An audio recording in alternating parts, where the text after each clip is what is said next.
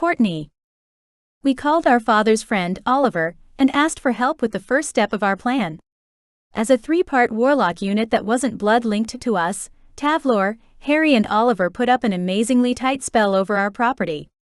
In the beginning, I wasn't sure they were going to pull it off, but I was glad they had.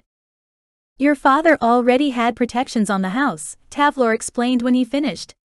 But because Charity still technically carries the Adunolfi name, she was able to get past the barriers. I believe Matlock also lowered a lot of the protection fields to allow everyone here for the birthday party, Oliver explained, putting a final flourish in the air. Hopefully, this will amplify the protection he already set to something more difficult to break through. This won't keep out the Fae or shifters that are our allies, will it? I asked, chewing on my lip, anxious now. I glanced between the 3 of them, hoping we hadn't screwed everything up already. Oliver shook his head.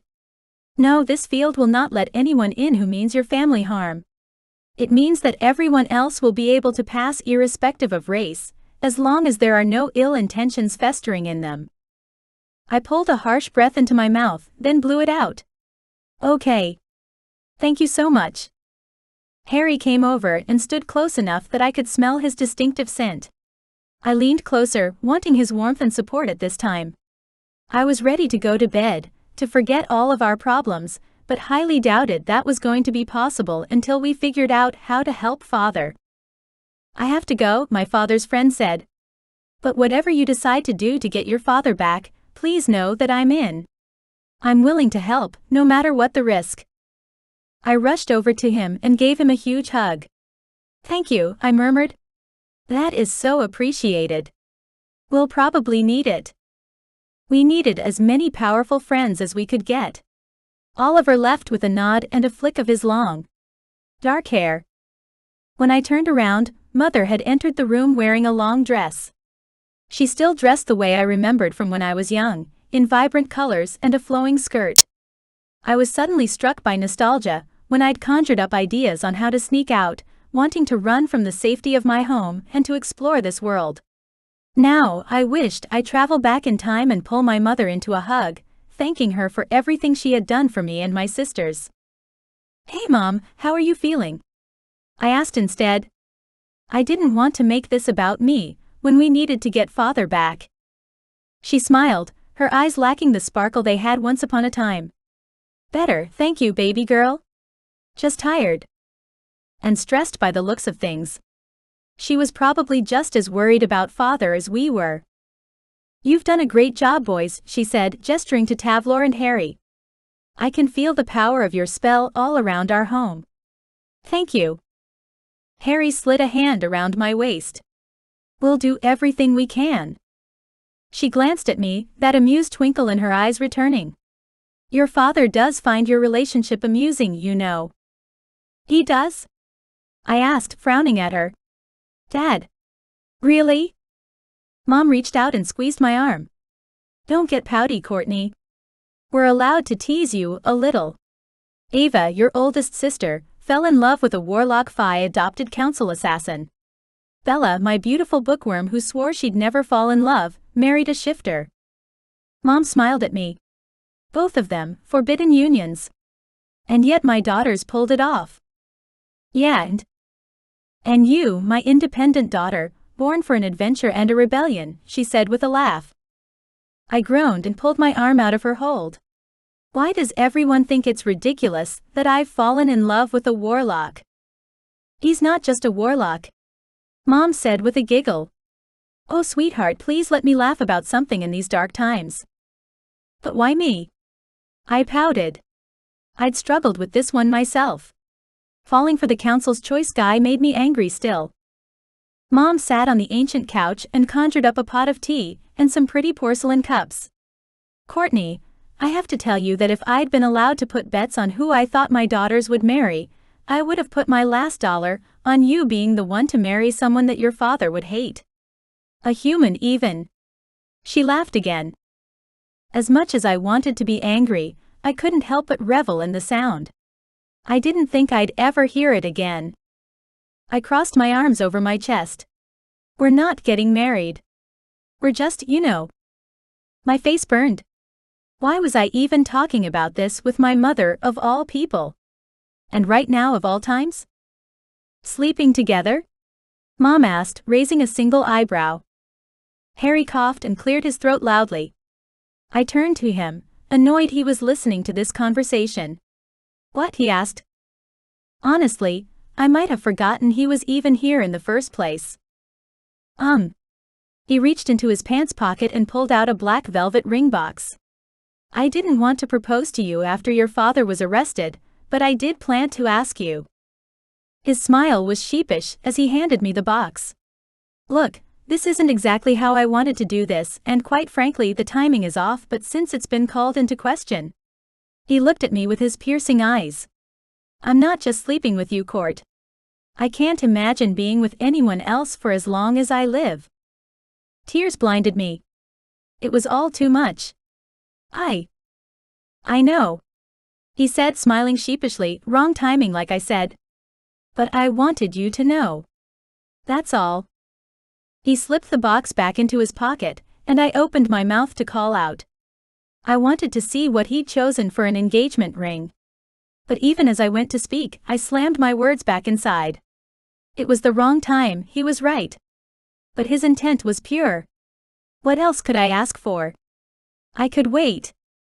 I launched myself at him, hugging him tightly. Thank you. Long moments stretched on as I closed my eyes and held on to him. Harry had been there for me from the very start, and sometimes I felt like I'd be lost without him. Harry!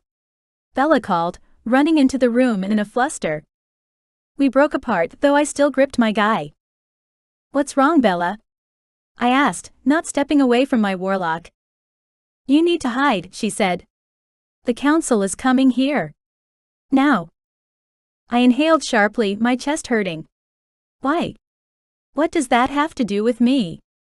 They voted this afternoon, and they're coming here to tell us the outcome, she explained quickly. I'd never seen Bella so frazzled before, but her concern was palpable. I just got word from a friend and teleported here. Good job on the warding, by the way. I grinned at her. Only you could give us horrible news and insert a compliment at the same time. My sister was amazing in every way. Harry squeezed my hand. Maybe it's time to come out of the shadows, he said gently. Show them where I am, who I stand with. He took in a breath. I need to do this, Court. I can't keep hiding. No. I whispered at him. I stared at him, hoping he could read my mind, hoping he'd vanish away to safety. It's not time yet. How do you know? He hissed back, still visible. I yanked my hand out of his grip and gave him a soft shove. Please, Harry, go. You can't do this. Not now. He set his jaw. I'm not leaving. Stubborn man, I snapped. Mother called out to us, at least make yourself invisible. Then you can hear what happens and help if necessary. I don't think they'll be able to detect you if you're as good as they say you are. Harry glanced over at Mother, then looked back at me. Okay. But I'll be in the corner if you need me. He looked at me again. I'm not leaving. I kissed him hard and fast on the lips, then he vanished. I shivered.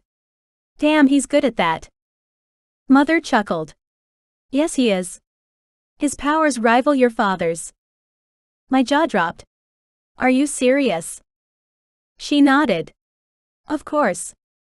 I wasn't sure how to process that comment. My father was the most powerful warlock in the realm, and sure, I knew Harry was from a good family and had done amazing things for us. He'd made my bracelet that was strong enough to bring my mother back to life, he'd saved my father's life, Oh my God, I whispered. He's meant to be the next High Warlock, isn't he? Was he the council's choice? Was that why he was hiding? What bloodline was he from? A million questions raced through my head, but I couldn't ask them now, and there wouldn't be any answers today. Where's Ava?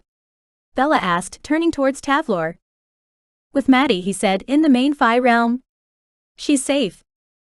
I nodded and turned towards the front door. Okay. Then let's see what these assholes have to say. I walked over to the window and brushed the curtain back to stare out. There were 4 people on the sidewalk, waiting at the gate. I couldn't help the snicker that burst out of my lips. Are they stuck on the pavement? Can they even get in? Tavlor walked over to my side and joined me in staring. Our magic has made it so that only those that don't wish you harm may step onto the property grounds, he reminded me. If they are unable to pass the threshold, we know what their true intentions are. I giggled, watching them wave their hands and mutter incantations, and yet no one was walking up the sidewalk. Not yet. If the situation weren't as serious as it was, I might have found even more amusement in it. Maybe I would have used my magic to mess with them a bit. We might have to go out and speak to them, I said after a moment. They're not getting past the wards and we should take advantage of that. Harry reappeared, a big grin on his face. All 4 of them obviously harbor ill will towards your family, he said, echoing my thoughts. They won't be able to come into the house. I smiled back at him.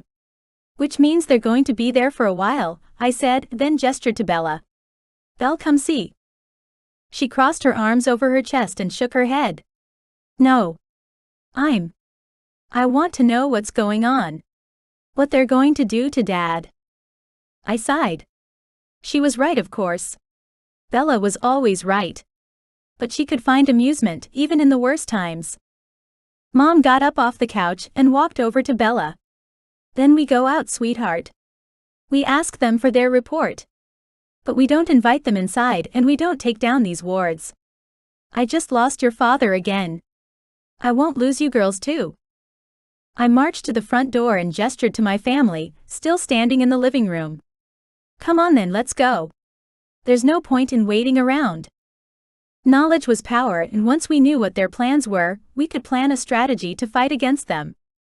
Tavlor, Bella and Mother came up behind me, and together, we walked down the sidewalk towards the counselors who held our father's fate in their hands.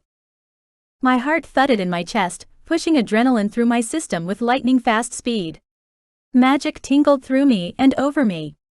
I glanced over my shoulder, unable to see where Harry was, but that had definitely been him. He was protecting me, boosting me. I could feel my own magic coursing through my fingertips, ready to fight anyone or anything that was thrown at me. I still couldn't predict what they wanted, but whatever it was, it couldn't be good, especially if the wards wouldn't let them through. I had to be ready, just in case. The 4 council members, 2 witches and 2 warlocks my father's age and older, stared at me as I walked towards them. I flicked my hair back and stopped, about 6 feet from the gate. Confidence radiated through me, knowing Harry was with me, knowing my family had my back if needed. Everyone behind me stopped too, and although N1 stepped in front of me, I could feel the heat of their bodies at my back. Can we help you? I asked, crossing my arms over my chest and staring at every single magical person standing in front of me. I wasn't going to cower before them. Let them look me in the eye. A woman I didn't recognize puffed up and got my attention. We're here to tell you that the council has voted, she said with a nasally voice. I winced at the sound, but besides that, I wasn't going to give them any sign that I was nervous or afraid. I didn't flinch. I didn't even swallow. I lifted my chin and glared harder. Yeah. About what? I demanded. We weren't notified through any official channels that the council was meeting, and we certainly haven't been officially notified as to when my father's trial will be. For the first time, the group looked nervous. It was like they hadn't expected me to be familiar with policies they had put in place. I'd had months of feeling terrible every day, and although I hadn't admitted it to my sisters, I'd read up on our history. On the council. Even on policies, just so I was armed and ready with info when and if I was actually needed. Today was that day, when all that time and work was worth it. Charity said that she spoke to you, Nasal Woman said, though she wasn't as arrogant as before. I smiled at her. That is not the official channels and you all know it, I said primly, giving them a taste of their own medicine. Having my father's spiteful wife saunter into our home and tell us that she was going to do everything in her power to bring down my father and our family is not how things are done. Actually, It flies in face of rules you all voted to put into place, doesn't it?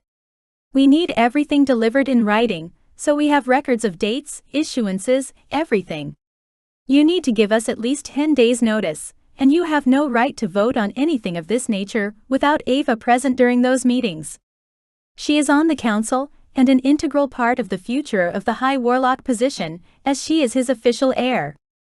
The man on the right, with hair as white as snow, cleared his throat then grumbled. We didn't think she'd want to attend such a vote, he put in, his voice weak. I laughed. No, you didn't want my sister stirring up support for our father, I corrected with a knowing smirk. You didn't want her to vote against you. But you've all screwed up and you know it. So what was the vote count? I raised my eyebrows at them all, then tapped my foot impatiently when they hesitated. Well? Surely you have those numbers, don't you?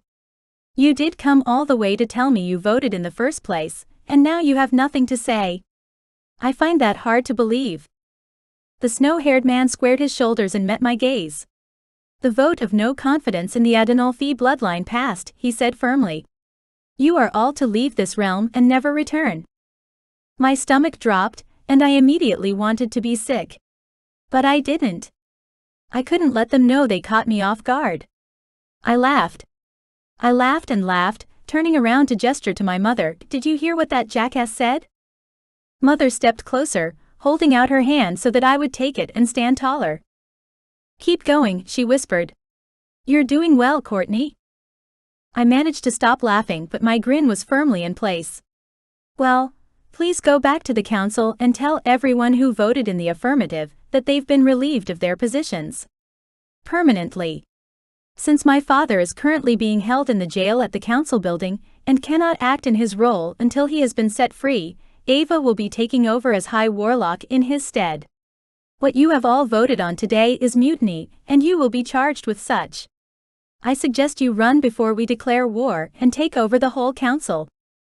A man who had been standing behind the main group pushed forward. He had red hair like mine and a spattering of freckles across his pale face. You can't do that. You have no power here. The High Warlock is going to be executed, and you're all leaving. Today. His anger was a palpable, horrible beast surrounding him like a shroud. I could feel his hatred and aggression, and I matched it with my own. If he wanted to play, I was here to play. And when I finished with him, I would do the same to all of them. I stalked closer, towards the boundary of the magic that kept our home safe. My shadow was close. I could feel Harry breathing nearby. That spurred me on, knowing he was in my corner, knowing he believed in me. You listen to me. I breathed as I thrusted a finger in his sallow face. My sisters have married into the Fae and Shifter populations, and they are all on our side. My parents are two of the most powerful magical beings in existence, and you think you can just shove us aside and we'll calmly go based on a vote Ava didn't even attend. The man before me was still glaring, but his posture had shifted. He glanced at the others, hoping for some guidance before moving his arm again. I threw up a shield in front of my face, then staggered back under the weight of his spell. He attacked me! I exclaimed. I had been expecting something, but not that. I didn't think he had the nerve. Tavlor stepped around me, and Harry materialized, shoulder to shoulder with the Fae Warlock warrior. They were using their magic on the council members in front of us, and the 5 were dropping to their knees, groaning under the strain. Harry, no you! The red-haired guy was glaring at Harry, and all of a sudden, I could see the familial resemblance. The eyes. The jawline. Shit! This was Harry's younger brother. I stepped in front of my lover and glared down at the man who'd come to harm me. If anyone on the council harms my father, you're all dead. Do you understand? We have more than enough power to overthrow you all. So I suggest you run back to the council and demand they send my father home. If they don't, I would sleep with one eye open if I were you. Harry grabbed me and pulled me back, while Tavlor stepped in front of us and snapped his fingers. The 5 council members were tugged to their feet and shoved together like a strange gathering of dolls. If Matlock is harmed, Tavlor growled at them all, I'll come for you. All of you. Now go. And do what Courtney says or else.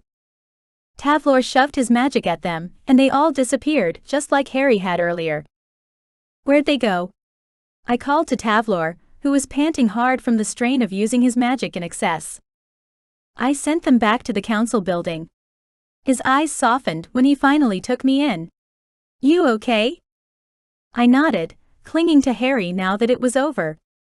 Yeah. Can we go inside? I didn't want to admit it, but my heart was hammering in my chest, causing my breathing to come out in harsh spurts. I hoped nobody else could see the way my knuckles turned white as I held on to Harry. I wasn't sure what would have happened if I hadn't brought up that shield, and if Harry and Tavlor hadn't stepped in to defend me. My legs were shaking. What the hell had I just done? Yes? Tavlor took one of my arms, and together we followed Mother back inside. Tavlor shut the door, placing another spell over the entry to our house, and I collapsed onto the couch. Now that I was tucked safely inside, the wards up and protecting us, I felt like I could finally breathe. Harry walked over to the fireplace, and my mother sat beside me, making a cup of tea with her magic, then handing it to me. I sipped the tea, tasting some calming magic and not caring. With all the adrenaline leached from my system now, I could barely stop shaking. What had I done? Did I mess everything up? Did I push too hard? Did I let my confidence get the better of me? That was very clever of you, Courtney, Tavlor said, perching on the armrest of the chair opposite of me, citing all their own rules back at them. I shrugged. I learned a bit when I was staying with Clarissa. She had a lot of council books in her house. Harry was making a growling noises that reminded me of Christian when he was upset. You okay? I called out to my man.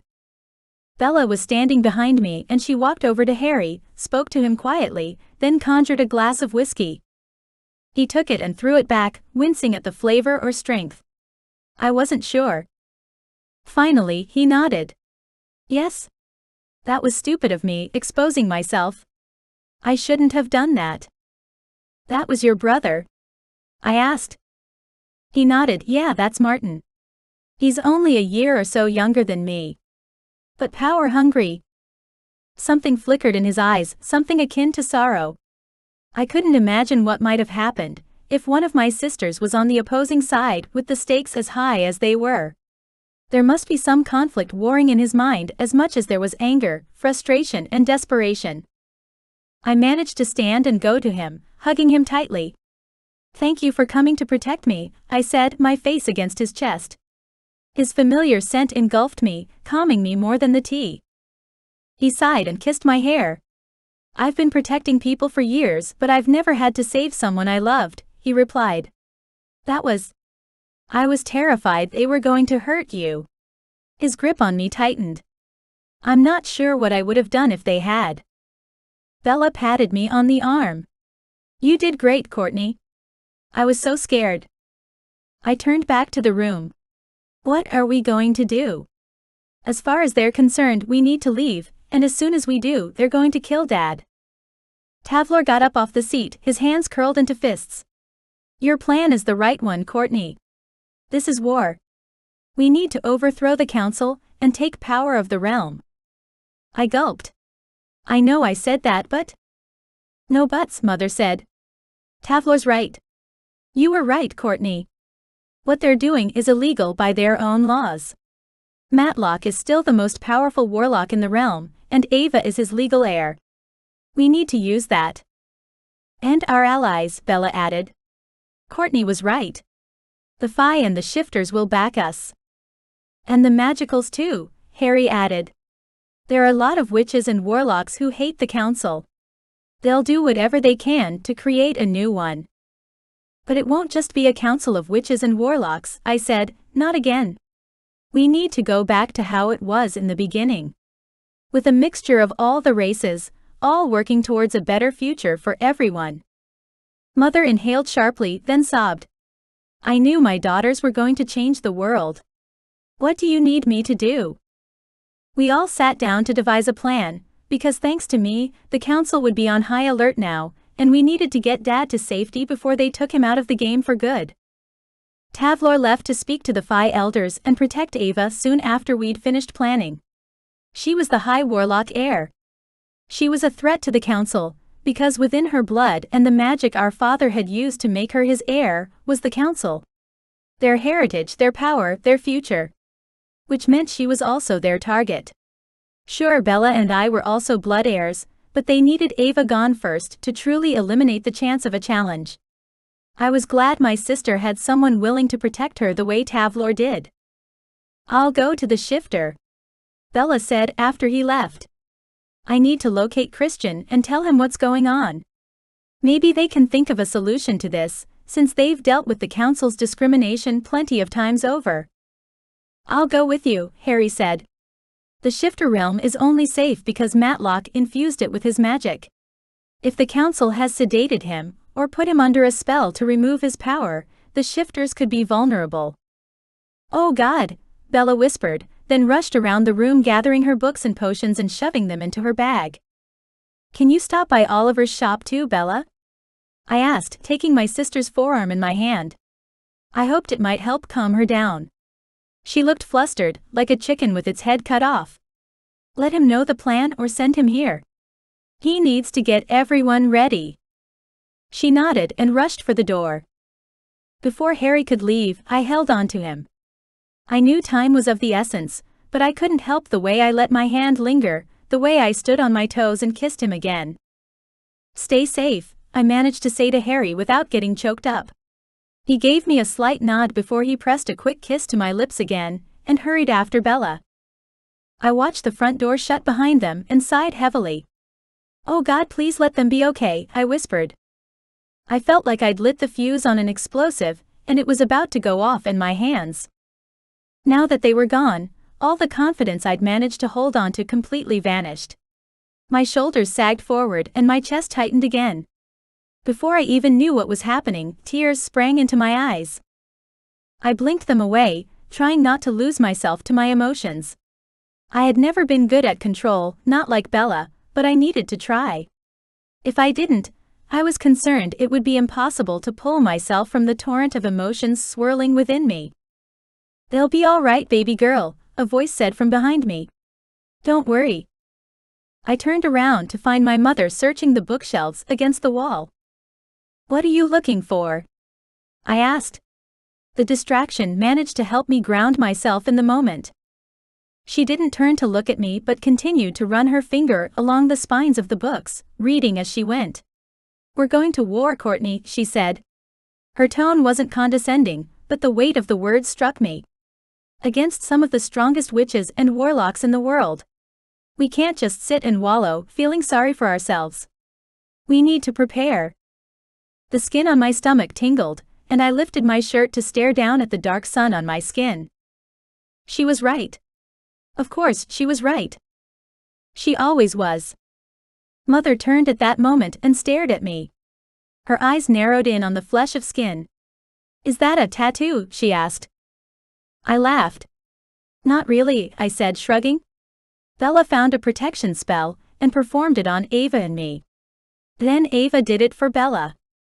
I still have mine because no one's ever tried to kill me." Mother turned fully to look at me now. "What about Ava and Bella?" she asked quickly. "What do you think?" I bit my lip, trying to remember if Bella had half of hers left or if it was all gone. I hated that I couldn't remember, but so much had happened in such a short amount of time that it was difficult to keep up. Ava's is completely gone. It saved her life when Charity tried to kill her. Bella? I'm actually not sure. I'll have to ask her. Mother shook her head and inhaled sharply.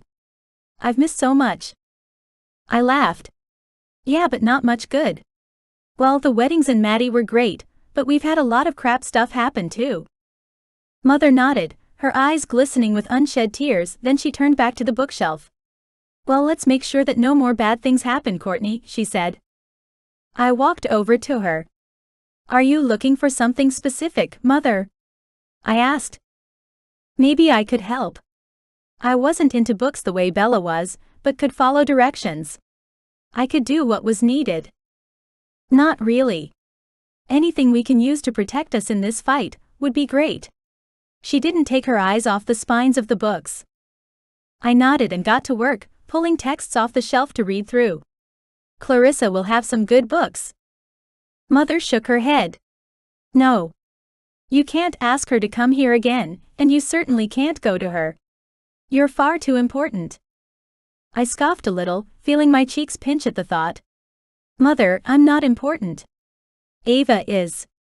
I'm just everything. You are everything, Mother said, whispering now. Something twisted in my gut. I didn't like the weight of that word, important, as it applied to me. I shook my head and returned to the couch, then slipped down onto the thick rug and crossed my legs, leaning against the sofa. This is how I like to study or read. On the floor. Mom walked over, then carefully knelt down beside me. You've never realized how much you're like him. I lifted my head and frowned at her. Like who? I glanced over at her. Dad. She smiled.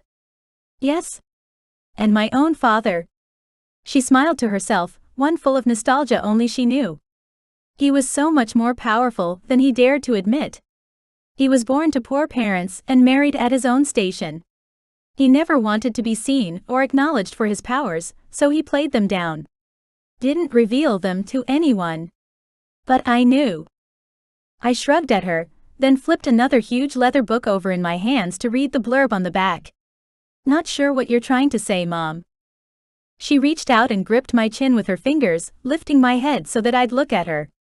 There was an intensity in her gaze that shook me to my very core. I couldn't look away. I didn't want to. Then she said, Courtney, you haven't even begun to tap into your powers. Her voice was low but poignant. Your father's strength is there inside of you, of course, the Adenolfi bloodline. I smiled at her for the nice words, but she wasn't finished. She stroked my cheek with her finger and said, but you are also a Melfi witch through and through. Her lips curved up as pride flashed in her eyes. And we are strong. Stronger than most. Not due to luck or carefully chosen breeding. But from a line of witches and warlocks that married for love. Sacrificed for their children, their lovers. My father. Me. You are everything that we were. Afraid of our power. Struggling to deal with the hypocrisies of this world. But you, my love, are strong enough to change it. To change everything. You will right the wrongs of the council, and have the strength that your father and grandfather lacked. I just know it. Her words flowed over me like a cleansing rain, making tears gather in my eyes. You can't possibly know that, Mother, I whispered, even though I desperately wanted to believe it. Of course I can. She smiled at me, full of all the confidence in the world. I know that you think I was crazy to have the three of you on my own, without Matlock or the support of the world. Yes, that thought had occurred to me more than once. Oh well. But I never told you about the premonitions I had, she said, smiling softly. I tilted my head at her, my eyes going wide. What are you talking about? I asked. She smiled broadly now. I've always been afraid of what would happen when you found your father and the magical realm. As you've seen, the council is full of dangerous, nasty individuals. I nodded, waiting for her to tell me something I didn't know. Yeah. But when each of you were born, I would have premonitions surrounding your life. Ava was going to become the High Warlock, but the trials she had to go through to get there were terrifying. I gulped. Bella too. Mother nodded. Yes. Bella's were different. Sometimes I would see her in her library, alone, surrounded by cats. Other flashes I would catch were of children and a husband. But I was never sure which path she would choose. And me. I finally whispered, almost afraid to know. But there was something in me that yearned for that information. Premonitions weren't always correct. The future changed every time you looked at it, one of the reasons I never did. I didn't want to pin my hopes on something that might not even happen. You, she whispered back, are going to bring balance back to the realms, Courtney. Fight for those who can't fight for themselves. You're going to unseat people in power. You're going to do great things. I've already seen it. But even if I hadn't, I know it. I pressed my lips together tightly so I didn't cry. It took me a moment to get myself under control. I wasn't this woman my mother was talking about. That was Ava. She was the strong one. She was the smart one. As if she heard my thoughts, Mother said, "It's you, Courtney. It's always been you." A tear slipped down my cheek and my mother slid closer, wrapping an arm around my shoulder. "Do you trust me?" she asked. I nodded. Of course I did. I leaned on her, something I'd only learned to do recently. Say yes to help and comfort when it was offered. "I'm scared, Mom." She squeezed my shoulder and pulled me a little closer. "I know you are, my little flame. But you're the fire of rebirth. I've already seen it. And soon they'll all know how powerful you are too." I closed my eyes and breathed in the scent of my mother. I didn't know if I had it in me to be the woman she'd seen, but I wouldn't let anyone hurt my family. And if changing this world meant saving everyone from the council, then so be it. The council was going down. They came in droves. The shifters and the Fae. The witches and the warlocks. Our allies against the council. I couldn't believe it. I couldn't believe the huge number of people willing to risk it all. Willing to help. I knew they would. I knew we had allies and they weren't the type to hide when we needed them, but still, seeing so many people come over brought tears to my eyes. We didn't really want to attract attention by having the meeting at our home, but there was no safer place. Due to the fact that the house and its lands were protected from anyone desiring us harm, no one got past the gate that wasn't an ally. It also helped that the wards were strong and still in place. "Oh, looks like another shifter has been rejected, Bella." I called out to her, keeping my eyes on said shifter. She groaned. "Yeah, well, bad luck." She went back to sorting out the books and cataloging Father's family library to give herself something calming to do. The first couple of shifters that couldn't get past the gate really upset Bella. She took it personally. She told Tavlor the wards were too strong and weren't letting people in who should be able to pass. Once our brother-in-law explained the rules of the spell, Bella begrudgingly let it go.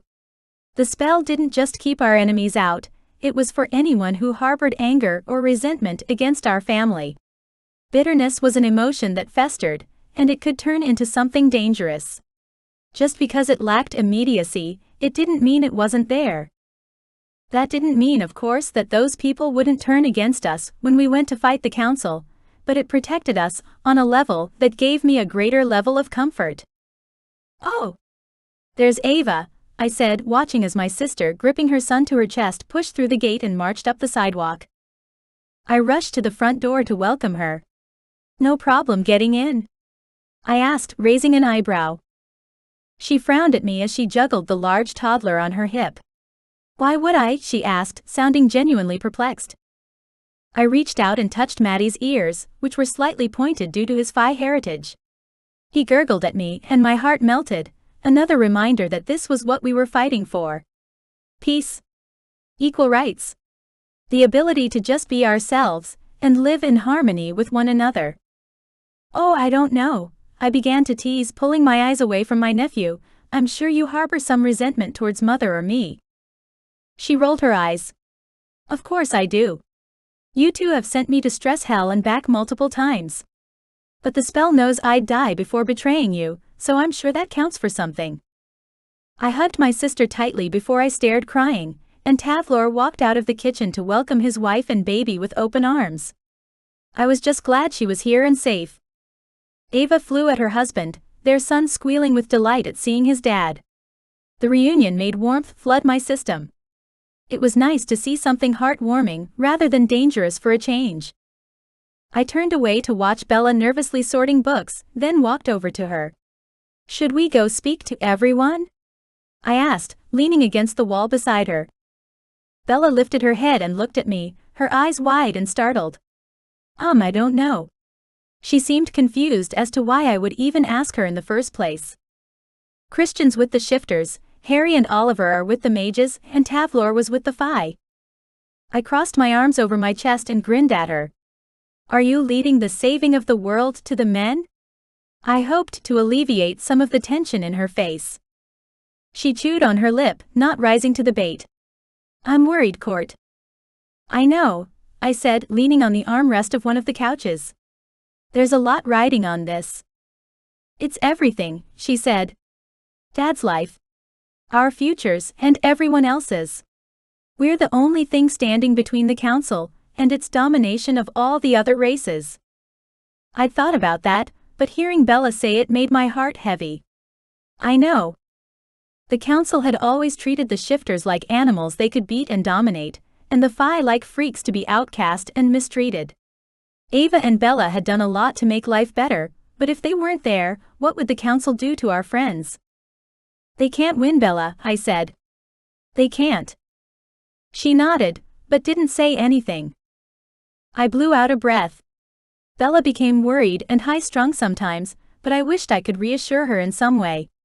She was always the one who worried more, but I had hoped knowing we had allies, people who wanted to see us succeed, would calm her. If anything, I hoped to have her smile, but she was too focused on the impending war. Which I understood, but still. Oliver walked into the library where we were standing, and gestured for us to follow. I was thankful for the interruption. Come join us, girls. We followed the warlock, our father's oldest friend, into the huge ballroom where we'd had our joint birthday party only days before. So much had happened, it was hard to believe it had only been days. It honestly felt like months or even years. The room was segregated in a very obvious way. To my left, the shifters were huddled, talking. Their clothes were simple, their hair long and wild. To my right were the Phi. Their pointed ears, beige-colored clothes, and ancient auras set them apart from the rest. The smallest group was in the center of the room, in front of us. The mages. The few witches and warlocks that would stand with us against the council. This was our army, and while there were a lot of people here, the tension in the room was obvious. I smiled at them all in greeting, then all eyes shifted to my right. My mother had appeared. Hello everyone, she said, waving gently before walking over to us. This is a lot of people. Tell me about it, I whispered back. Where do we even start? Ava joined us, then turned to the groups. How would you all like to have this conversation, she asked. A rundown on what's happened so far perhaps. Or maybe just hit us with questions and we can work from there. A woman with long blonde hair called out from the witches. The High Warlock is being accused of necromancy because Genevieve is back with us. How can you explain that? Ava turned towards me and gestured. Courtney. Want to explain? I nodded and stepped forward, all eyes on me. Being the youngest meant I rarely ever got attention solely on me, so it was more intimidating to have everyone's complete focus than I expected. I laughed, which was what I did often when nervous. It was my inappropriate response to most things. Sorry. I coughed, hoping to buy myself time. I wanted to answer in the best way, while also being honest. I'm not used to talking like this. Super intimidating. I got lots of smiles of encouragement, so I took a deep breath and continued. It's a long story, but the short version is that I was given a bracelet by a powerful warlock that allowed me to make wishes. Now that I had the hang of things, the words began to come out easier. When I found out that my mother's essence had been saved within the locket she'd given Ava the day she disappeared, I wished her back to us. There was a strange murmur, then the same girl asked, "What do you mean, disappeared?" I glanced over at my mother. This wasn't exactly a question for which I knew the answer. Well, I just didn't know how to explain it the right way. Luckily, she smiled and stepped up. I didn't actually die, she said. I didn't know if all moms were like her, but when she spoke, she had a soothing voice. It was easy to believe, everything was going to be okay. I cast a spell to freeze myself in time, within the locket, until I could be saved. So when I died, there was no body left behind. I just disappeared. Which is what made it possible, and definitely not necromancy. I never actually died. And there was never a body to bring back to life.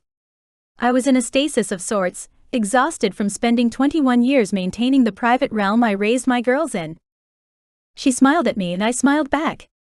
She'd sacrificed a lot to keep us safe, and I was finally realizing why and feeling grateful. Not resentful. Not bitter. So the charges are completely false?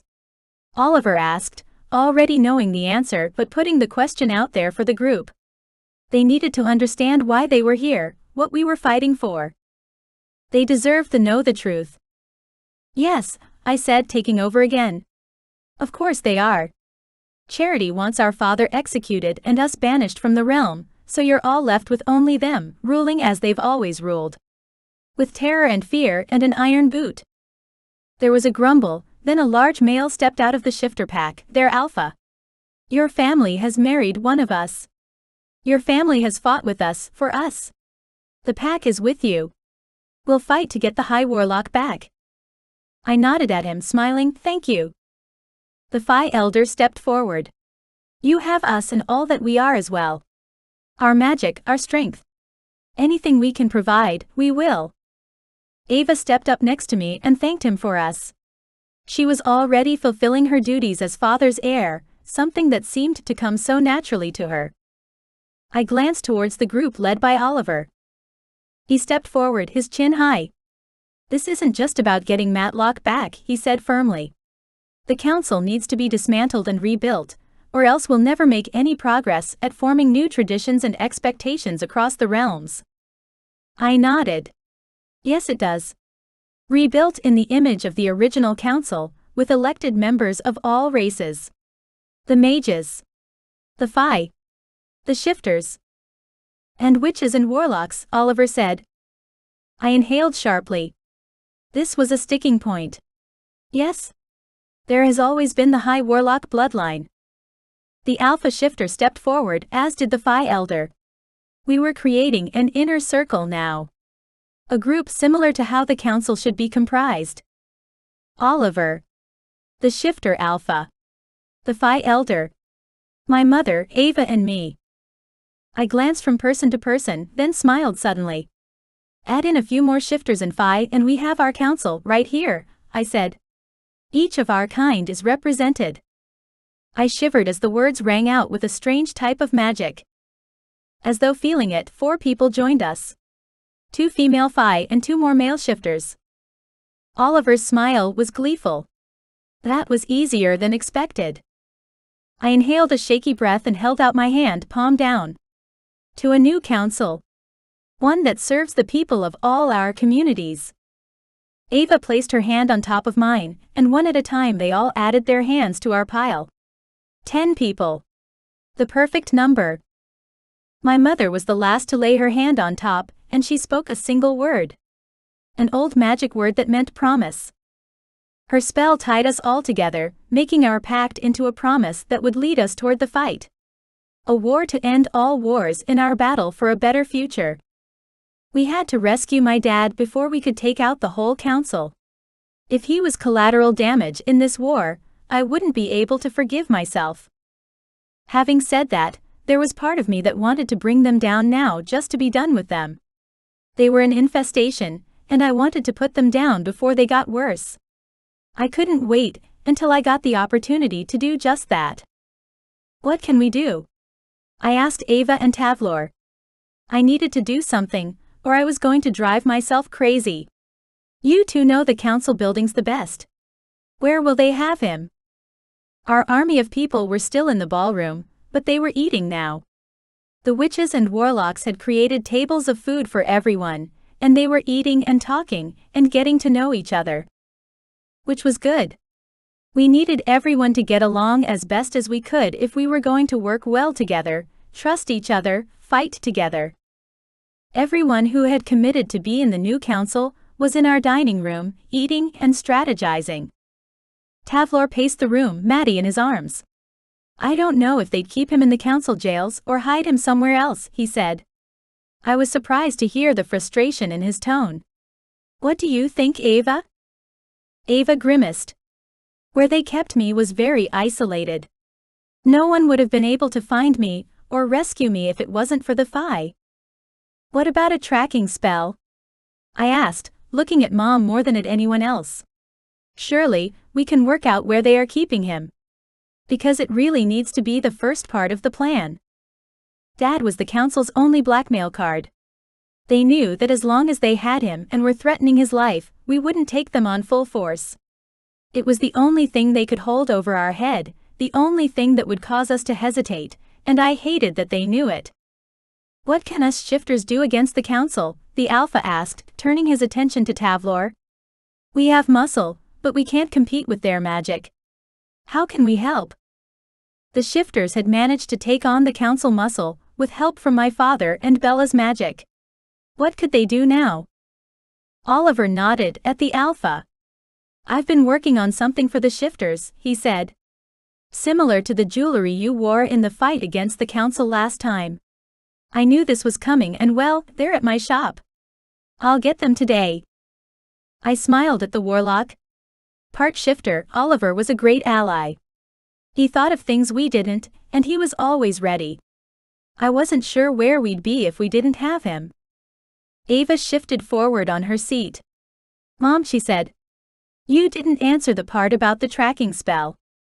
Can we find where Dad is, somehow?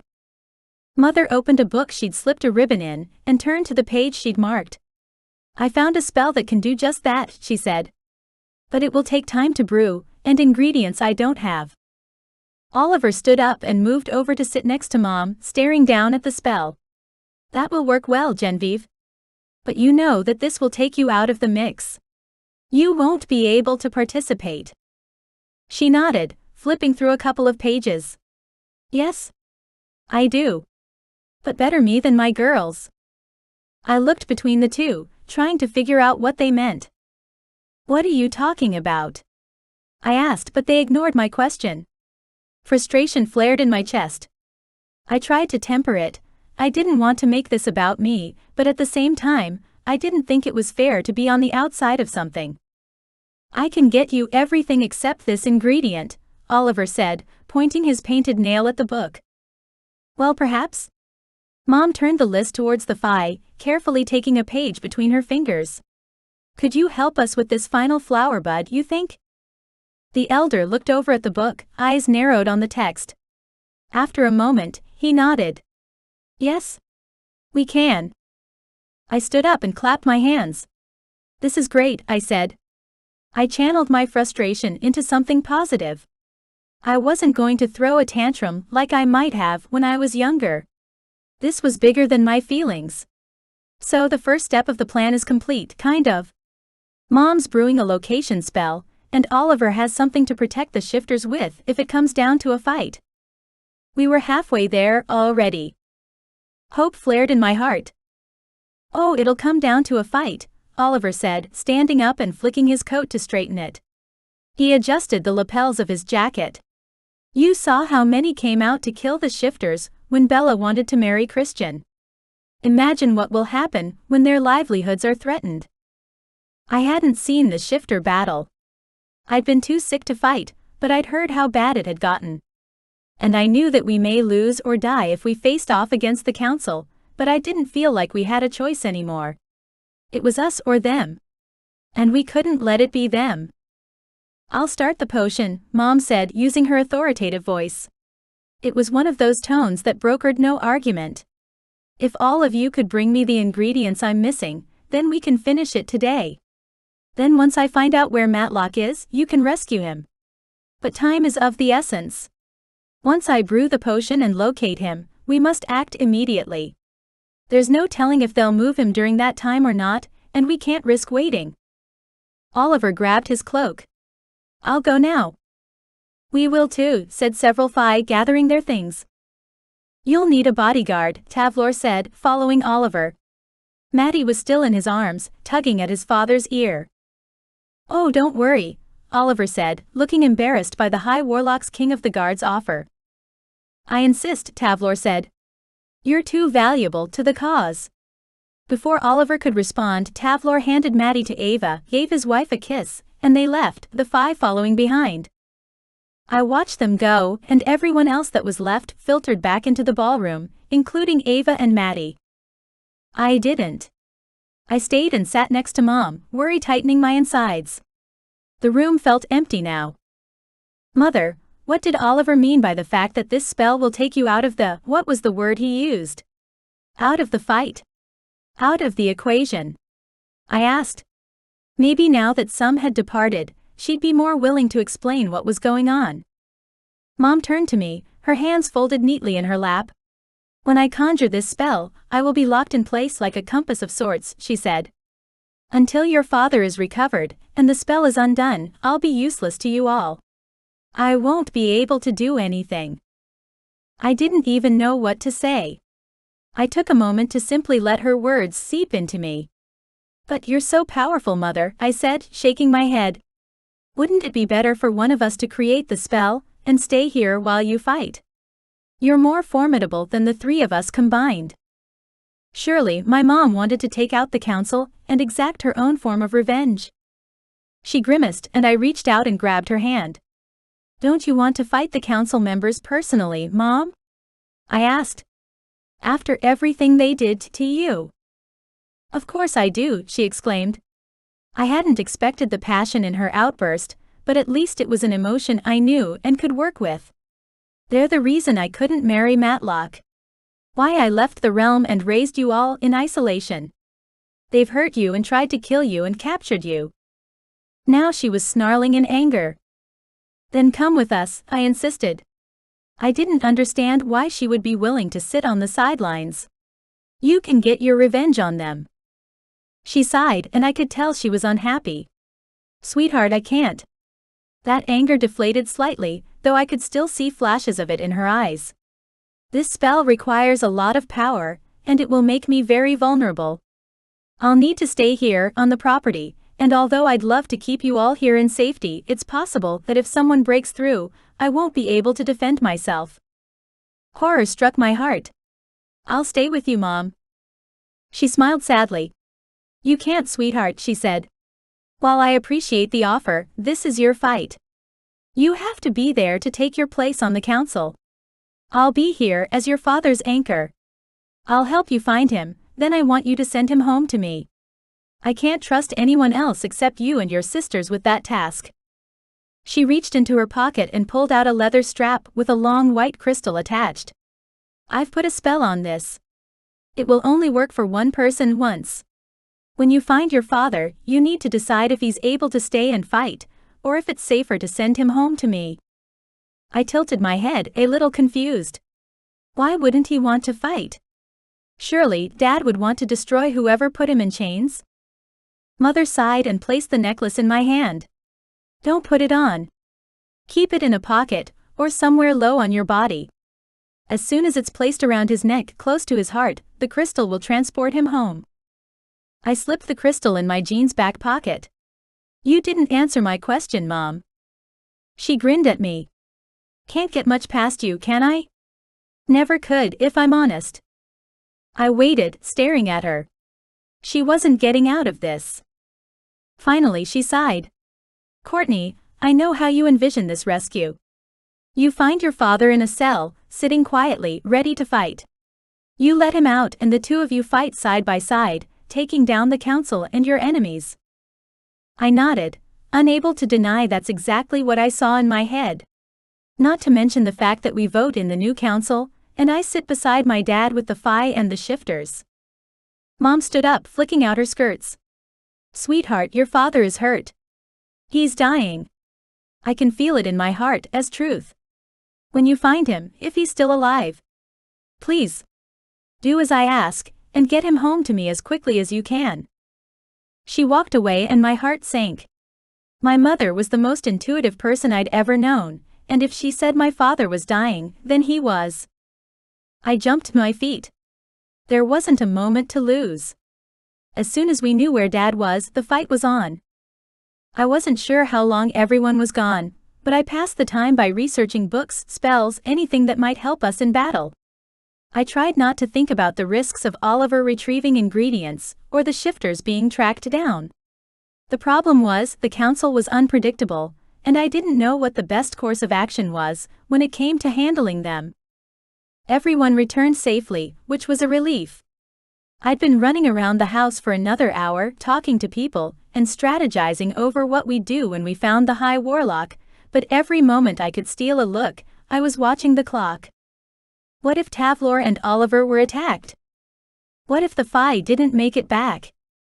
This plan hinged on too many moving parts already, and we'd barely started the ball rolling. What if we couldn't get all the ingredients to make the location spell? What would they do to Father? What had they already done? No. I didn't want to think about it. I wouldn't let myself. All I knew was, if things didn't go according to plan, we were screwed. They're back. Ava rushed to the front door to open the house up for her husband and Oliver. Relief washed over me. Thank God. Mother was brewing the parts of the spell she had while she waited for the rest, her huge black cauldron resting on the dining table. Such a cliché, but Mom loved that pot. When Oliver came in holding multiple bags, I shooed him inside, shut the door and practically shoved him towards my mother. She's ready. He chuckled. Okay, baby witch. Stop your pushing. I managed to get him into the dining room, where Mother was. Her face lit up with a smile. Oh, Oliver, she said, clapping her hands together, her eyes filled with relief. I'm so glad you're here. Come help me. She waved him over, and he didn't hesitate to join her. He began taking out herbs and vials, crushing and mixing with my mother. The air smelled like a strange mix of sage and lavender with a hint of something acrid, causing me to wrinkle my nose. Bella walked into the room and came to stand beside me, watching Oliver and Mom working together to create the spell. This is kinda awesome, right? Bella whispered at me. I nodded, keeping my eyes focused on them. Yeah, it is. I wouldn't have agreed with Bella in the past that watching a witch work a spell would be awesome, but Mother's power was awe-inspiring, and Oliver's hand-waving and flamboyance added a touch of theatrics to the show. The fact that these two were working together almost made me feel bad for the council. But then I reminded myself how terrible they all were, and that went out the window. When the front door banged open and the Fae ran in yelling, "Shut the door!" I jumped. My heart pounded in my chest, eyes going wide. What happened? I asked. Tavlor pushed the door shut and bolted it. Then he went to the window, scowled and pulled the blinds down. Bella, help me, he ordered brusquely, pointing to the other side of the house. My sister ran to the other windows, pulling all the blinds down and using her magic to do the same thing to those she couldn't immediately reach. Should we get everyone inside? Ava called out. Yes. Tavlor answered, still working on the windows. Now. Ava bolted out of the ballroom, and I went with her, not even sure what we were running from. There was a group of witches sitting on chairs in the grass. Quick! Come inside. I yelled at them from the door. The four of them turned to look at me, frowning. Why? Fire rained down on them, like a meteor shower in the middle of our backyard. Hurry! I called out as the four witches screamed, running for cover. Two of them fell, the fire burning their clothes. I gasped, lurching forward, then pulling back again. I wanted to help them, save them. But how? One witch got within arm's length of me, then turned to go back to her friends. No! I yelled, grabbing her and pulling her inside. I threw her in as hard as I possibly could. Ava cast out a spell, dragging the others along the ground and into the ballroom. One of them was dead, bleeding from the head, but the other two were crying in pain. Bella! I yelled. Help! I almost felt bad for Bella. We all needed her help, and she couldn't be in 3 places at once, but still, I needed my sister now. But before Bella could reach us, 3 of the Fae walked over and set their hands on the injured witches. I opened my mouth, though whether to tell them to back off or something else, I wasn't sure. Instead, I watched as they began to use their magic, hoping to heal them. I held the witch I'd saved against me for her own good. No, no, no, she cried, pushing against me. Please, I need to. Then she sagged, sobbing as she watched her friends writhe in pain. But I held her tightly against me, not letting her go. She couldn't go to them. I wouldn't let her. And honestly, I knew, deep down, it wasn't going to make a difference. White light flowed from the Phi's hands, rushing over the witches until the girls passed out, no longer crying. I finally loosened my grip on the girl I was holding, and she fell to her knees beside her friends. The Phi elder put a hand on the sobbing woman. "Slow your tears, young one. They'll be fine. They just need to rest." The young witch's face was red and tear-stained. "Who would do this?" she asked. "The council," I said between clenched teeth. "And I'm going to find out exactly who it was. Fucking bastards. They deserve to die." I turned around and stomped back into the main house, pushing past all the well-wishers who'd come to see what happened. Mom and Oliver were still mixing and stirring and chanting. I walked past them and went straight to Tavlor, who was holding Maddie tightly against his chest. "What happened?" "Have a look," he said, tilting his head towards the curtains. "They're still out there." My heart was pounding in my chest, adrenaline zinging along my veins. I wanted to scream and run and fight, but the look on Tavlor's face gave me pause. He rarely showed emotion. Even now, his chiseled face was stoic. But I had seen chinks in that indifferent facade, and I knew something was brewing inside him. Something dangerous. Something powerful. I stepped towards the curtain, reached out for the edge, and pushed the heavy material aside so that I could see who was lining our street. I needed to know who would harm these innocents. Who could attack so callously? I hated that I was shocked they could do something like that, because I shouldn't be surprised at all. These were exactly the sort of people we were dealing with. We couldn't forget that. A gasp caught in my throat as I narrowed my eyes. "Fuck me. Courtney." Mom automatically corrected me, but I couldn't take it back. I wouldn't. There were dozens of them, all with wands. All in black. "Who are they?" I asked. "They're the council's guards," Tavlor said. This must be why he looked the way he had. He recognized them. In full battle gear. Those black outfits are protected by all manner of spells. My chest rose and fell as I panted, breathing hard. "Oh my God. They can't get in, can they?" Tavlor rocked back and forth, soothing his toddler who was fussing in his father's arms. "No, I don't think so." "But how can we get past them now?" "We needed to get to the council buildings. We couldn't stay trapped in here." Mom called out behind me. The Phi brought me the final ingredient. I'm almost ready to cast the spell.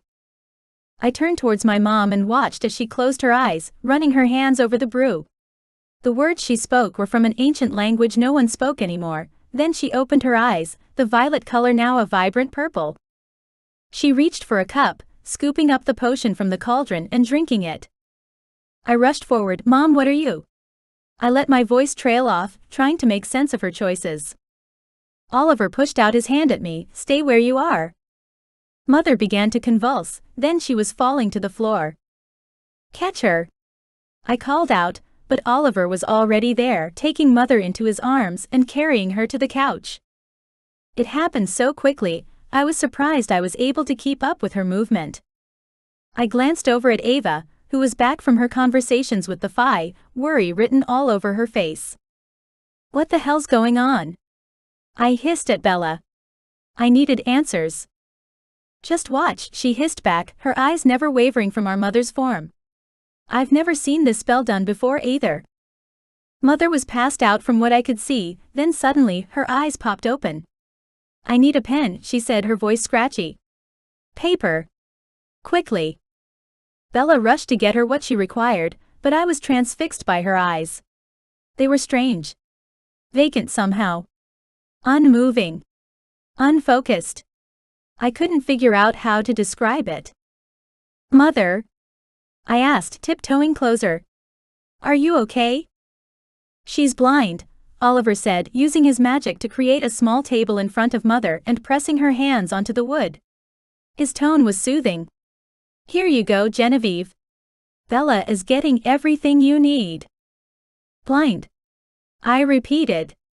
"It's not permanent, is it?" I looked from Oliver to Bella, to the Phi standing by.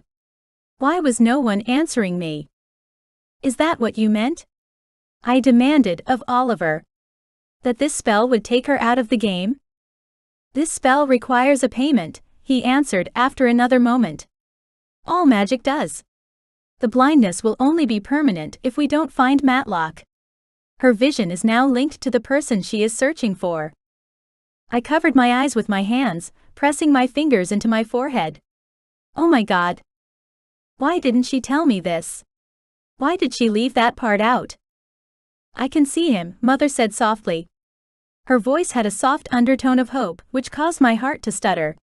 He isn't as weak as I imagined. He has a magic-reducing collar on and he's been beaten for information.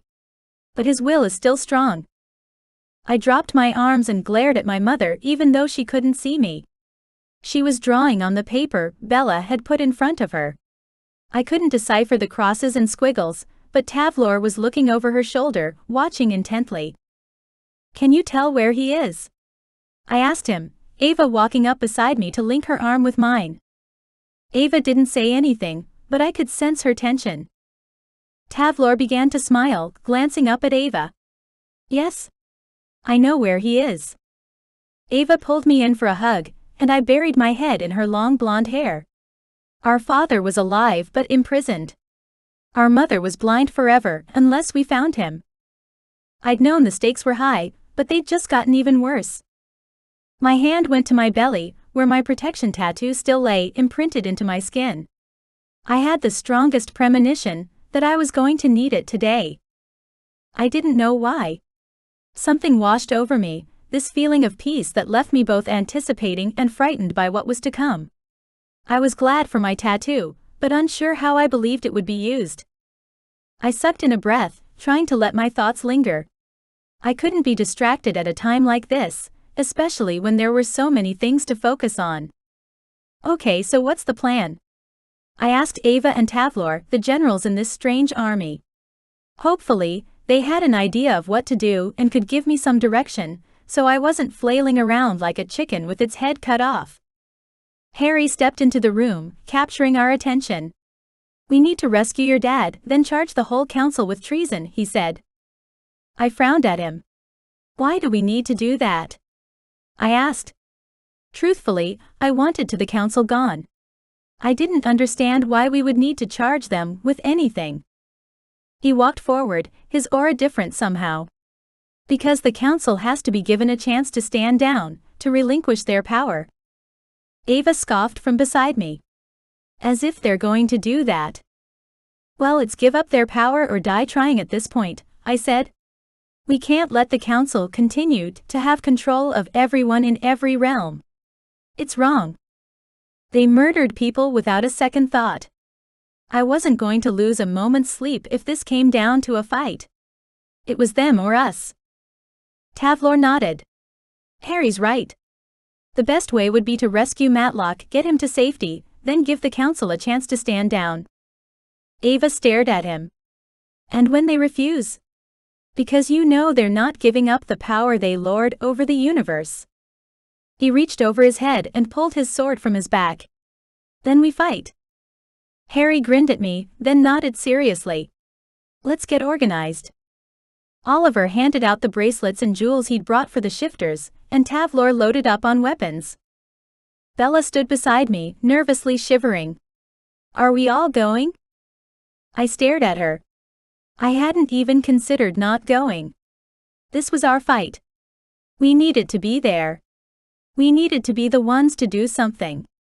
And honestly, I wanted to get in on the action. I'd been itching to do something, and now I finally had my chance. Ah yes. Ava carried Maddie over to our inner circle. Maybe we don't all need to, she said gently. Bella, if you wanted to stay here with Mother and Maddie, I'd be forever grateful. With Mother blind, she can't watch Maddie, and I wouldn't feel right staying behind when I should be at the front lines. I blinked back tears. Ava, no. I shook my head. You can't cut Bella out. I'm not. Ava hissed at me, handing over her son to Bella. Maddie went willingly to the aunt he'd spent the most time with. Maddie is my life. He's my heart. But he's also the High Warlock's grandson and our heir if we fail. And we could fail, Courtney. We could all die. There needs to be someone here just in case. Because if we don't find father, mother won't regain her sight. And you never know if someone will come after Maddie to try and snuff out our entire line. My eyes burned with tears as Ava put her heart on her sleeve for the whole room to see. Bella, you need to keep him safe. If we fail, run away with him. Please. Bella juggled Maddie on her hip, Christian walking up behind her. I'll stay with my wife, and I'll protect Genevieve and Maddie with my life. Ava flew into Christian's arms, hugging him tight. Then she hugged Bella and went and sat with our mother.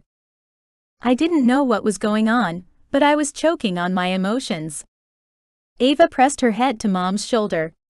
I never understood how you could sacrifice your file for your children before Mother. Why you choose to have us, even when you couldn't have our father. But I know now.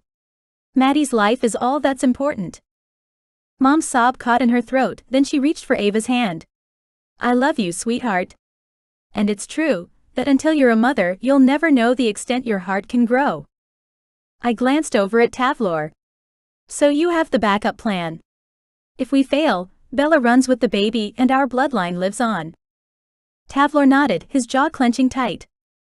My heart was beating too hard now, too fast. You really think we could lose? It bothered me that this was a statement and not a question. Oliver's chuckle entered the room before he did. Oh, sweet Courtney, he said, and while his voice wasn't entirely condescending, it grated on my nerves. Us losing is almost a certainty. It didn't feel like a certainty to me. No, it's not. I glared at the warlock. Why would he say such a thing? He was supposed to encourage everyone, not make them feel like they had to give up before we even started. His grin was truly joyous. That's the spirit. You all ready to go? I blinked. What the hell? I couldn't seem to get a read on him, and that bothered me more than I cared to admit. Did he think we were going to lose or not? I glanced towards the windows. Are the guards still outside? Yes. They'll be our first fight out of here, unless you want to transport straight to the council steps? Oliver waggled his eyebrows, and I laughed. Could you do, everyone? Of course not, he said, lifting his chin. But if you, Harry, Tavlor and Ava take a few each, I'm sure we can transport the whole team together. I glanced at Harry, then back at Oliver.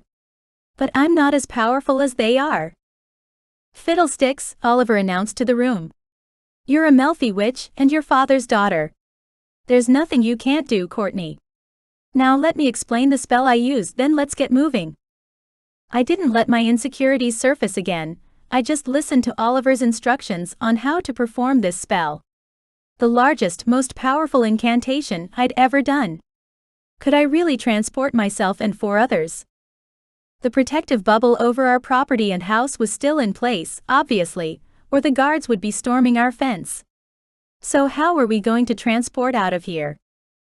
Come on, Ava said, grabbing my arm. You and I are going to take the fight. But what about the spell over the house? I whispered to my sister as we all moved to the individual groups. Will it let us out? Ava grinned at me. Of course. It doesn't stop people getting out, it only prevents the bad guys getting in. I grimaced as I glanced over at the witches lying on the makeshift beds in the ballroom, their bodies healing but their clothes still singed and burnt in places. Why didn't it stop the fire rain? I asked. Ava's lips pressed together in a thin line, her eyes narrowing on the sight before her. I don't know. There must be a hole at the very top of the bubble. I'd say Tavlor would have fixed it by now. Tavlor or Harry, and speak of the warlock. You okay? Harry whispered into my ear, pressing his lips to the side of my face. I closed my eyes and gave myself a brief moment to feel him next to me, to be reassured by his steady presence. Please be safe. I can't lose you. I turned my face so I could look into his amazing blue eyes. My heart stuttered at the sight, and so many emotions rushed towards me that it was difficult keeping up with them all. You take care of you, Shadow, I said, doing everything in my power to keep my voice from trembling. I had to be strong for him. The council will be gunning for you, especially. A smile quivered on his lips a moment before he dropped his head and kissed me. Hard. I let go of Ava and stepped right into Harry's embrace, wrapping my arms around his neck and putting all my love and worry into my kiss. I needed him to know how I felt, how much I cared about him. I wasn't the best with words, but my actions helped me solidify them. When we finally stepped apart, we were both breathing hard. "That better not be a goodbye kiss," he growled at me, rearranging his clothes in a fidgeting manner. I shook my head. "Hell no. That was just good luck. I'll see you at the council buildings. We're meeting at the steps?" Harry nodded. "Tavlor said the best way to get to your dad is through the front door, so it looks like we're going straight into the demon's nest." Harry wished Ava good luck, then stepped over to a group of shifters who I assumed were coming with us. "Do we have any other mages coming?" I asked, casting my gaze back to the witches who'd been hurt. Ava grimaced. "I think a few are joining us in this fight, but they're pretty rattled." I didn't blame them, and my hand went to my belly and my tattoo once more. "You don't have any of your mark left, do you?" Ava shook her head. "No. It's already done its job for me." I groaned. "Yeah, I know, it's my turn. And if I had to jump in front of Ava or Bella to save their lives and use up my free turn, I would. There was nothing I wouldn't do for my family." "Let's do it," Tavlor said, walking over to the remaining mages. I smiled at Ava, then turned towards the Fae who had committed to the fight. The three of them joined hands, then held out their fingers to me. "We have magic also," one of the male elders said with a kind smile. "If you just cast the spell and give us gentle direction, we can do the rest. We don't want you arriving to the fight already drained, Courtney." That sentiment was appreciated, more than I could tell him. Part of me still felt like I was just recovering from being poisoned, but that part needed to get better fast. We were going into this battle as the underdogs, and I wasn't coming out the loser. I refused. I would put my all into this, and whatever happened, I would do everything I could in order to finish it. The council needed to understand that their ways would now be coming to an end, that times had changed, and things were going to be different.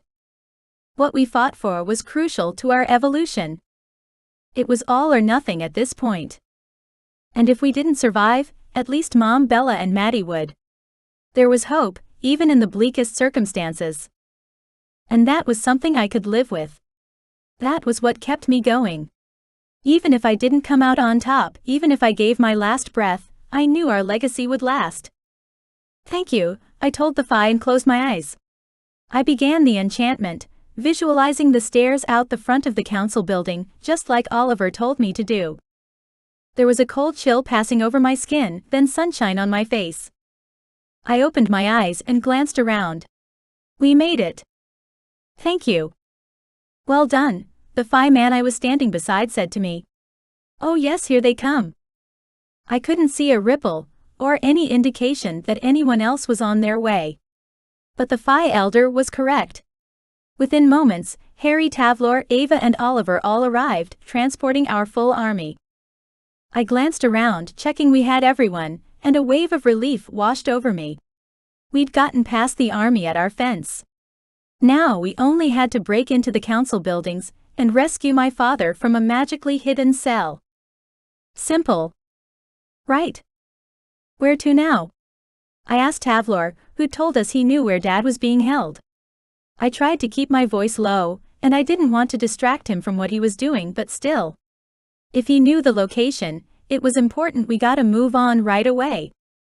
Tavlor pulled the sword from his back.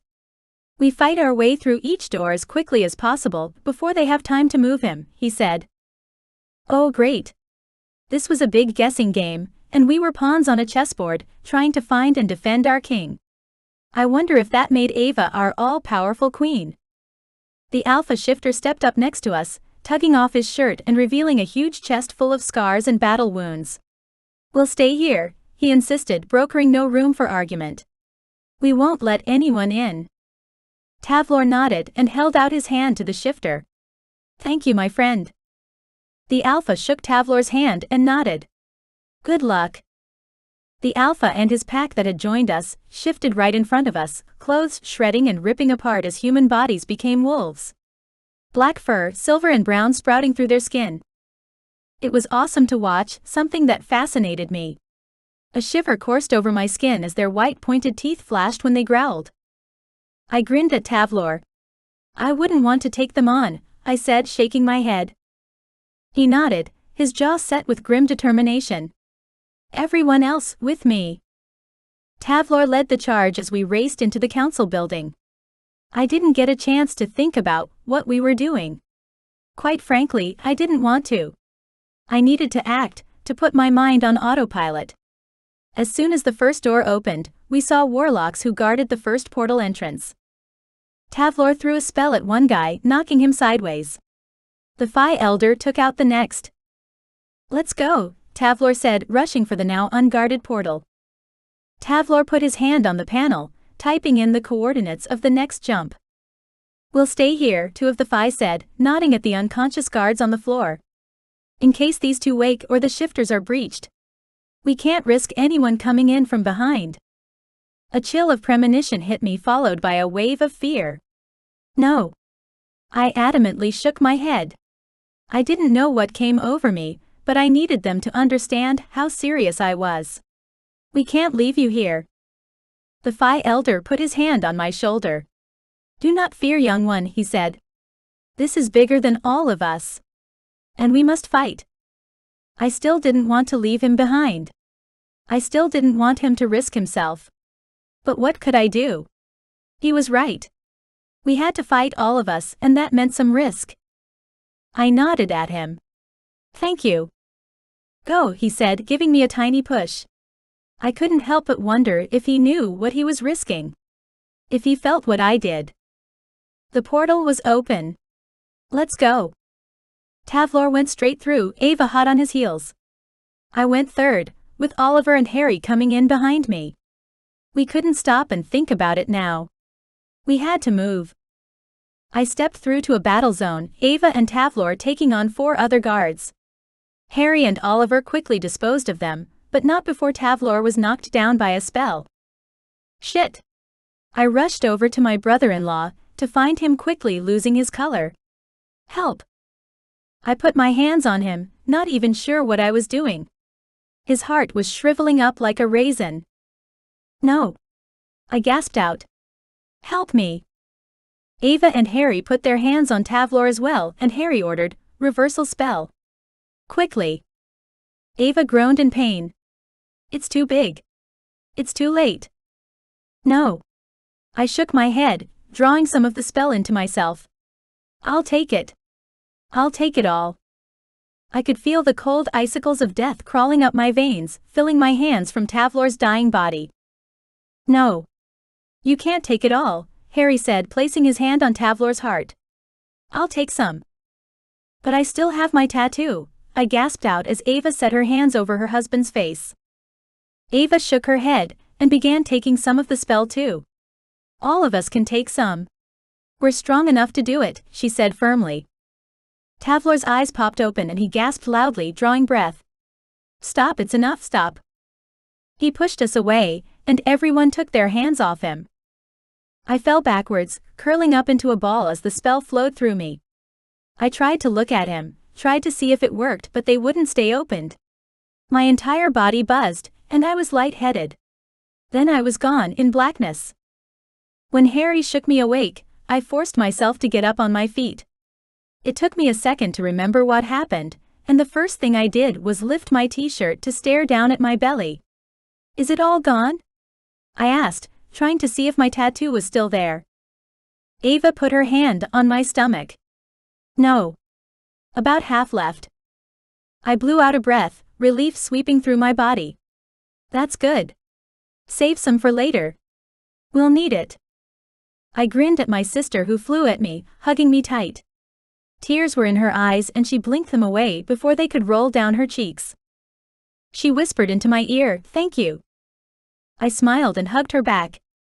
No problem. But we better keep going. Tavlor was up on his feet but pale as a bottle of milk. I frowned. I'm not sure you can keep going. He swallowed, his throat working hard. I have to. I'm the only one who knows the way. Harry, my beautiful shadow, stepped up next to my brother-in-law. Lean on me, Tavlor. We'll go through the next few doors together. Harry threw Tavlor's arm over his shoulder and partially carried him to the next portal. Through here. Tavlor nodded, pressing his free hand into the panel and tapping some buttons on the console. I keep waiting for an alarm to go off, I whispered to Ava. Oliver raised an eyebrow at me. You trying to jinx us? Well, no, but... The moment the next portal opened, a blaring alarm began to sound. The swirl of white and silver light beckoned. I nearly jumped back as if something struck me. The alarm caused my body to jerk with vibrations, the sound rattling through my head. I put my hands over my ears and yelled, "Let's go!" The 5 elders motioned to Tavlor that they'd go first, and he nodded, barely able to stand now. It was so strange seeing him so weak. I didn't think I had ever seen him look that way, in all the time I knew him. I never wanted to see him look this way again. Harry and Tavlor were next, stepping through to the next hop, step and jump in this dangerous game. Ava and I followed. The next room we entered was another transient room with 3 guards, the alarms blaring just as loudly in this room. The 5 took on the guards, downing them in mere moments. That one. Tavlor pointed at red-painted door. His voice was strong but tinged with exhaustion. Open it. I rushed over to open the door, revealing a final panel. Will this work, do you think? Ava, Tavlor panted. It needs your blood. Heir to the High Warlock trumps all alarms and lockdowns. Just slice your thumb and press it to the screen. Go now. One of the 5 offered Ava his sword. She didn't hesitate, she simply sliced her thumb, a thin line of red blood forming. She marched across to the screen and pressed her thumb onto it. The panel immediately lit up, and Tavlor stumbled forward, putting most of his weight on Harry. He chanted a spell over the door, and the panel began to swirl with the creation of a portal. My heart skipped a beat. Good. It seemed to be working. Tavlor swayed. This is the final jump. There will be guards on the other side. Perhaps even most of the council. But so is Matlock, so if we can get to him, most of the hard work is over. It's just essential everyone knows what to expect, so they can prepare themselves for it. I pulled the necklace out of my back pocket and held it out to Tavlor. Mother gave this to me. She said it will transport Father home to her. Why would she give you this? Ava asked, suspicion etched into her tone. Her eyes were narrowed on the necklace, though she made no move to take it and inspect it more closely. Because Mother thinks the council will have destroyed Dad's ability to fight, I said. If they haven't, Tavlor, you take it and get home to Maddie. Tavlor shook his head. No. I can't leave you. If you get yourself killed, you'll be no good to Ava or Maddie. You've gotten us this far, Tavlor. Don't be afraid to take it. I lifted it up a bit higher. It's like you said, we don't know what to expect. At least this way, we can try and have some kind of plan that will get you or Father to safety if necessary. He grabbed it out of my hand but didn't put it on. I'll get it to Matlock. I won't be any good in a fight now. The 5 pulled their weapons from their sheaths, long swords and knives aplenty. They seemed to glisten even in the dim lighting. The elder charged through the portal, then another and another. Harry went next with Tavlor, then it was Ava and me. I tried to ignore the way my heart pounded in my chest like a drum, and the way sweat began to bead against the back of my neck. There was no time to be afraid. I grabbed my sister's hand. No matter what happens, please know, I love you, big sister. I always have. And I believe in you. Ava nodded once, sharply, all business.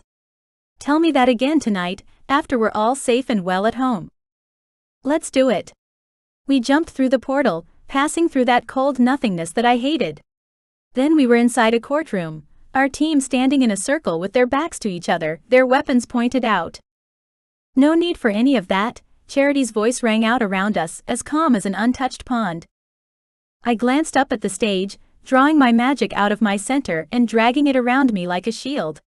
The whole council was here, which meant the second part of our plan could be put into action, charging the council with treason against the High Warlock and his heirs and telling them it was time to step down. Ava stepped out of the circle of protection, facing the members of the council.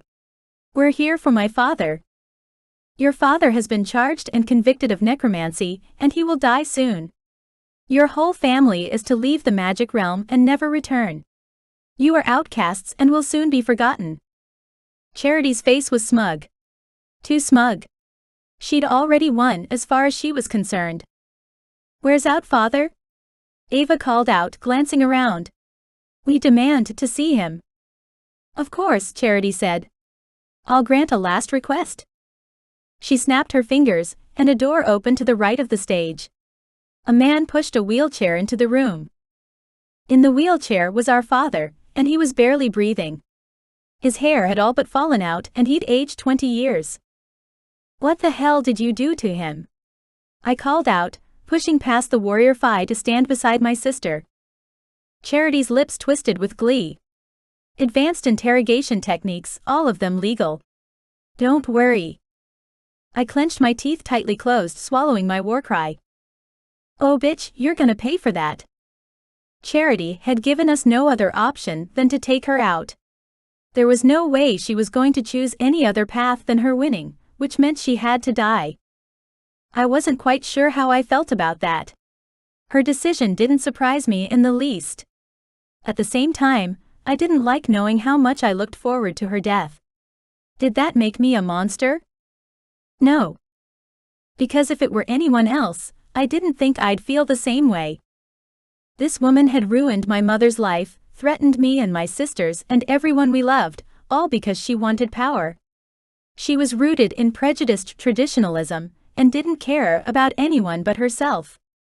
And instead of working with us, she would force our hand. She had to die or else she wouldn't stop. I glanced behind me to Tavlor, who was standing on his own now. He had the necklace. He had to get it to Dad before he died right in front of our eyes. After everything we had been through, we couldn't risk him dying. Then everything would be for nothing. Advanced interrogation techniques had always been code for torture, but my father looked like he'd been dragged through a hedge backwards and then stood on for 20 years. I shook myself. I had to stop focusing on Dad. He'd be fine once we got him back to Mother. We just had to get to him, and there were a lot of council members between us and him. "You can't vote without me," Ava said, addressing the council. "And not only are you wrong, you have no proof of necromancy. Your mother was dead. Now she's alive," one of the old guys said, standing up with an arrogant swish of his cloak. "There was no body," I snapped at him. "She was never dead." "How do you mean?" another witch asked, this one younger but with an iron will I could feel from where I was standing. Ava answered for us. "We thought Mother had died because her body simply disappeared one day," she said.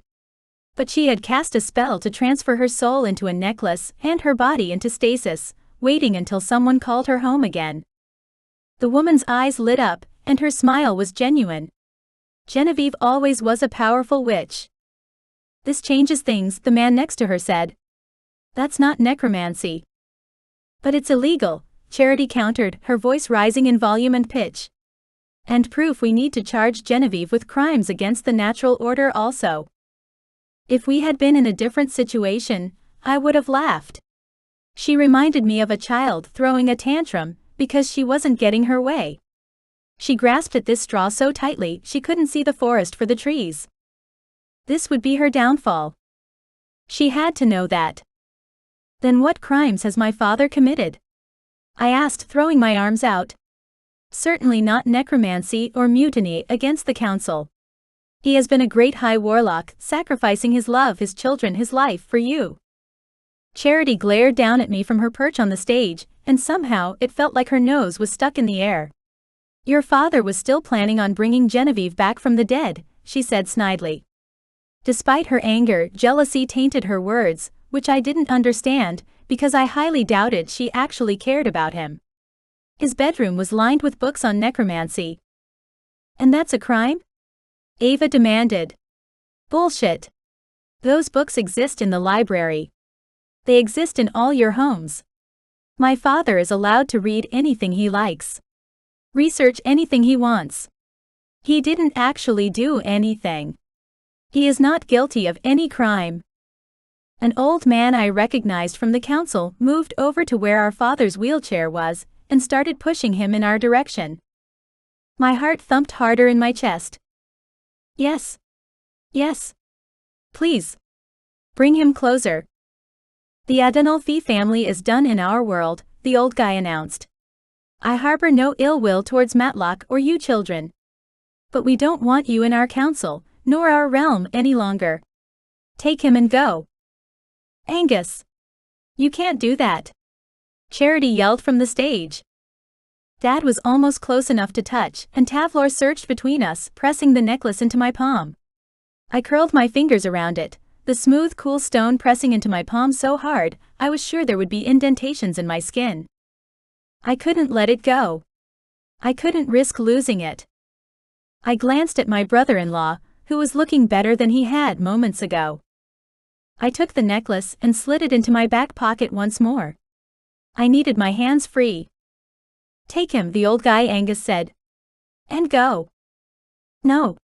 Charity screamed now. He is not getting away with this. She hurried down the steps to get off the stage, and I stood frozen watching her act like some sort of spoiled 5-year-old.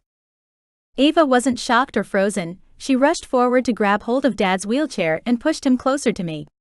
I needed to get to him, as quickly as possible.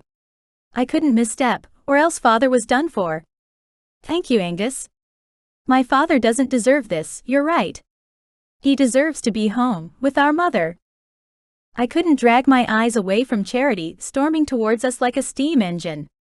I racked my brain, trying to figure out a way to prepare for someone who was this unpredictable. Right, Courtney? Ava said, pushing the wheelchair against me to bump my shins. Ow! I cried, the pain snapping me out of the daze. You're right, sis. I snatched the necklace out of my pocket and slipped it around my father's neck. I didn't know how I kept my fingers steady as I secured it behind his neck, how I hadn't dropped it at least 3 times already. He was shaking now, and his eyes were closing as though he had no choice but to pass out. I kissed his cheek and moved the pendant to his skin, pressing it against his chest. Travel safe, Dad. When I stood up, he was gone. Charity's wail of anger echoed through the room, and she pushed me back. I would have fallen if Harry hadn't grabbed me, holding me tight against his body. Charity patted down the wheelchair, then tossed it sideways, the clunk of the wheels making a startling sound. Where is he? She screamed at Ava, only to have my sister shove our supposed stepmother back. Get the fuck off me!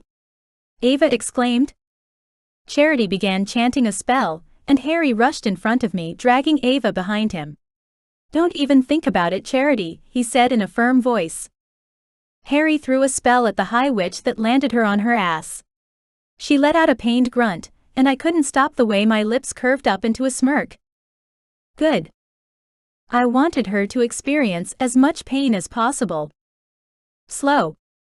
Tortuous. I wanted her to suffer. Harry, she spat, glaring up at him. You're a disgrace to your family. He laughed. Better than being like you, he said. Killing innocent people. Destroying the very men and women this council was created to protect. Manipulating our traditions in order to further your selfish exploits. You're a wretch, Genevieve. Harry. Stop. I glanced over at a couple standing by the stage. They looked vaguely familiar, but I couldn't place them. Harry didn't react too obviously, but I could see the way his spine went rigid. He knew them. But it was more than that. Judging by how pale his face was, he was familiar with them. Then he turned ever so slightly. Mother. Father. No, I will not stop. I will never stop until this world is returned to how it should be. Fair. Just. Charity cackled out a laugh as she was hauled to her feet by the men around her. Fair. Just. What world are you living in, Harry? You're a child of the council. You could have been the next High Warlock. Harry laughed, the sound bitter and nasty. Oh yeah? Unseat Ava, throw out Tavlor? Two of the brightest, smartest people I know. No thank you, Charity. I'd rather unseat you. I glanced over at Ava as Harry's words fell over the room. He'd thrown down the gauntlet, and it was time that we backed him up. Ava turned towards the room. This council needs to be disbanded. None of you deserve the roles you've protected with your bloodlines for generations. The original council was elected and had all races. Shifters and the witches and warlocks. Blasphemy, Charity spat. We will never allow that mix of races to taint what we've spent centuries purifying. I laughed. No. It's history, you selfish bitch, I said as though she were an idiot. Which she was. Bella found the books in my father's library, and I know that you knew.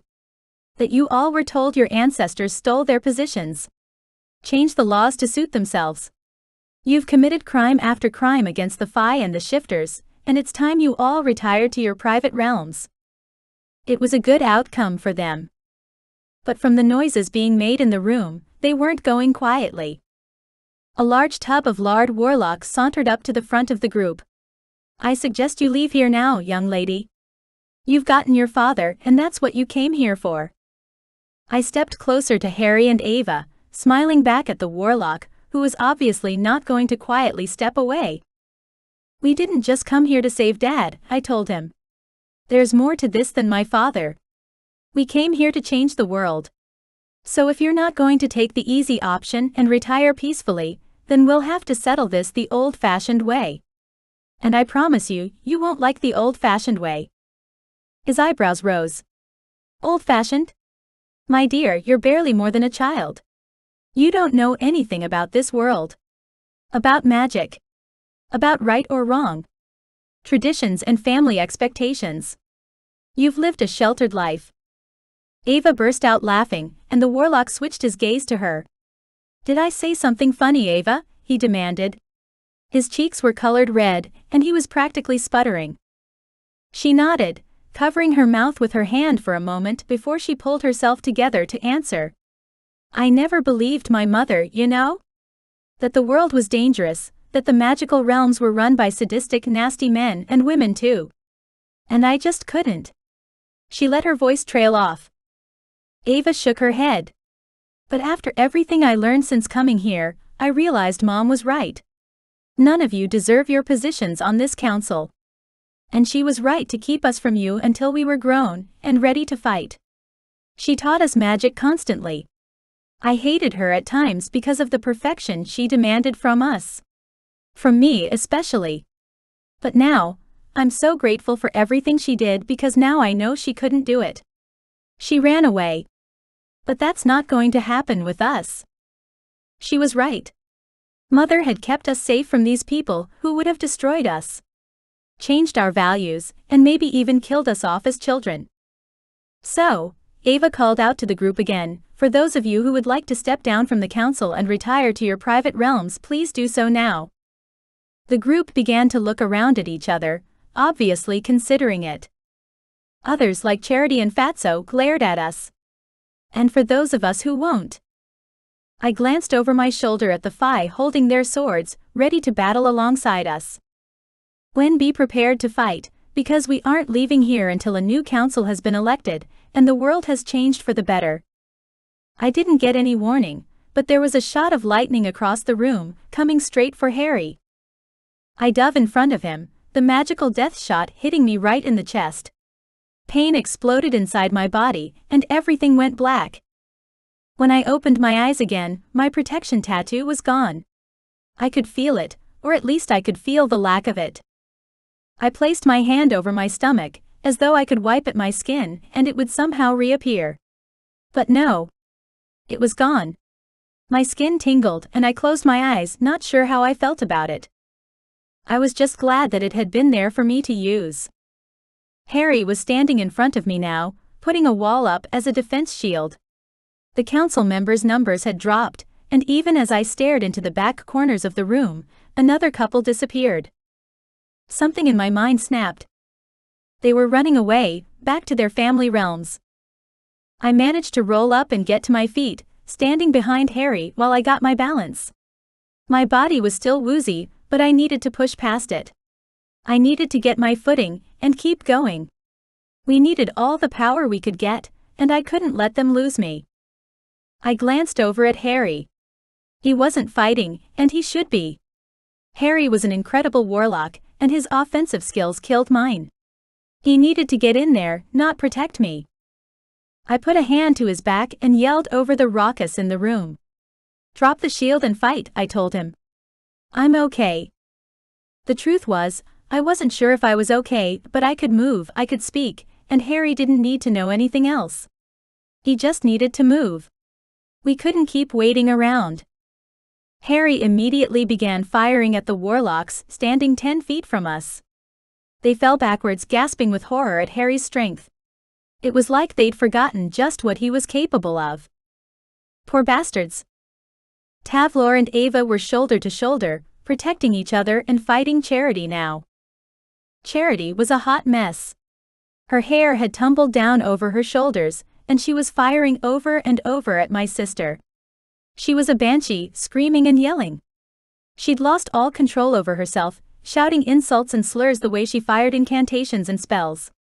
It was like she could see everything she had worked so hard to build up start to crumble before her, and for the first time this started, she realized that there was a good chance she wasn't going to win this. I didn't have any power left.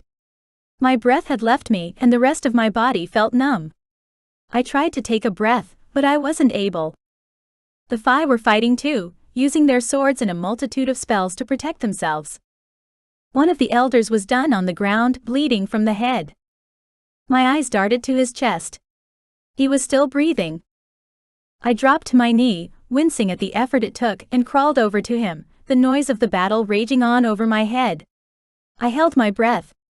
I couldn't focus on the possibility that I could get hurt, or worse. Instead, I kept my gaze focused on him.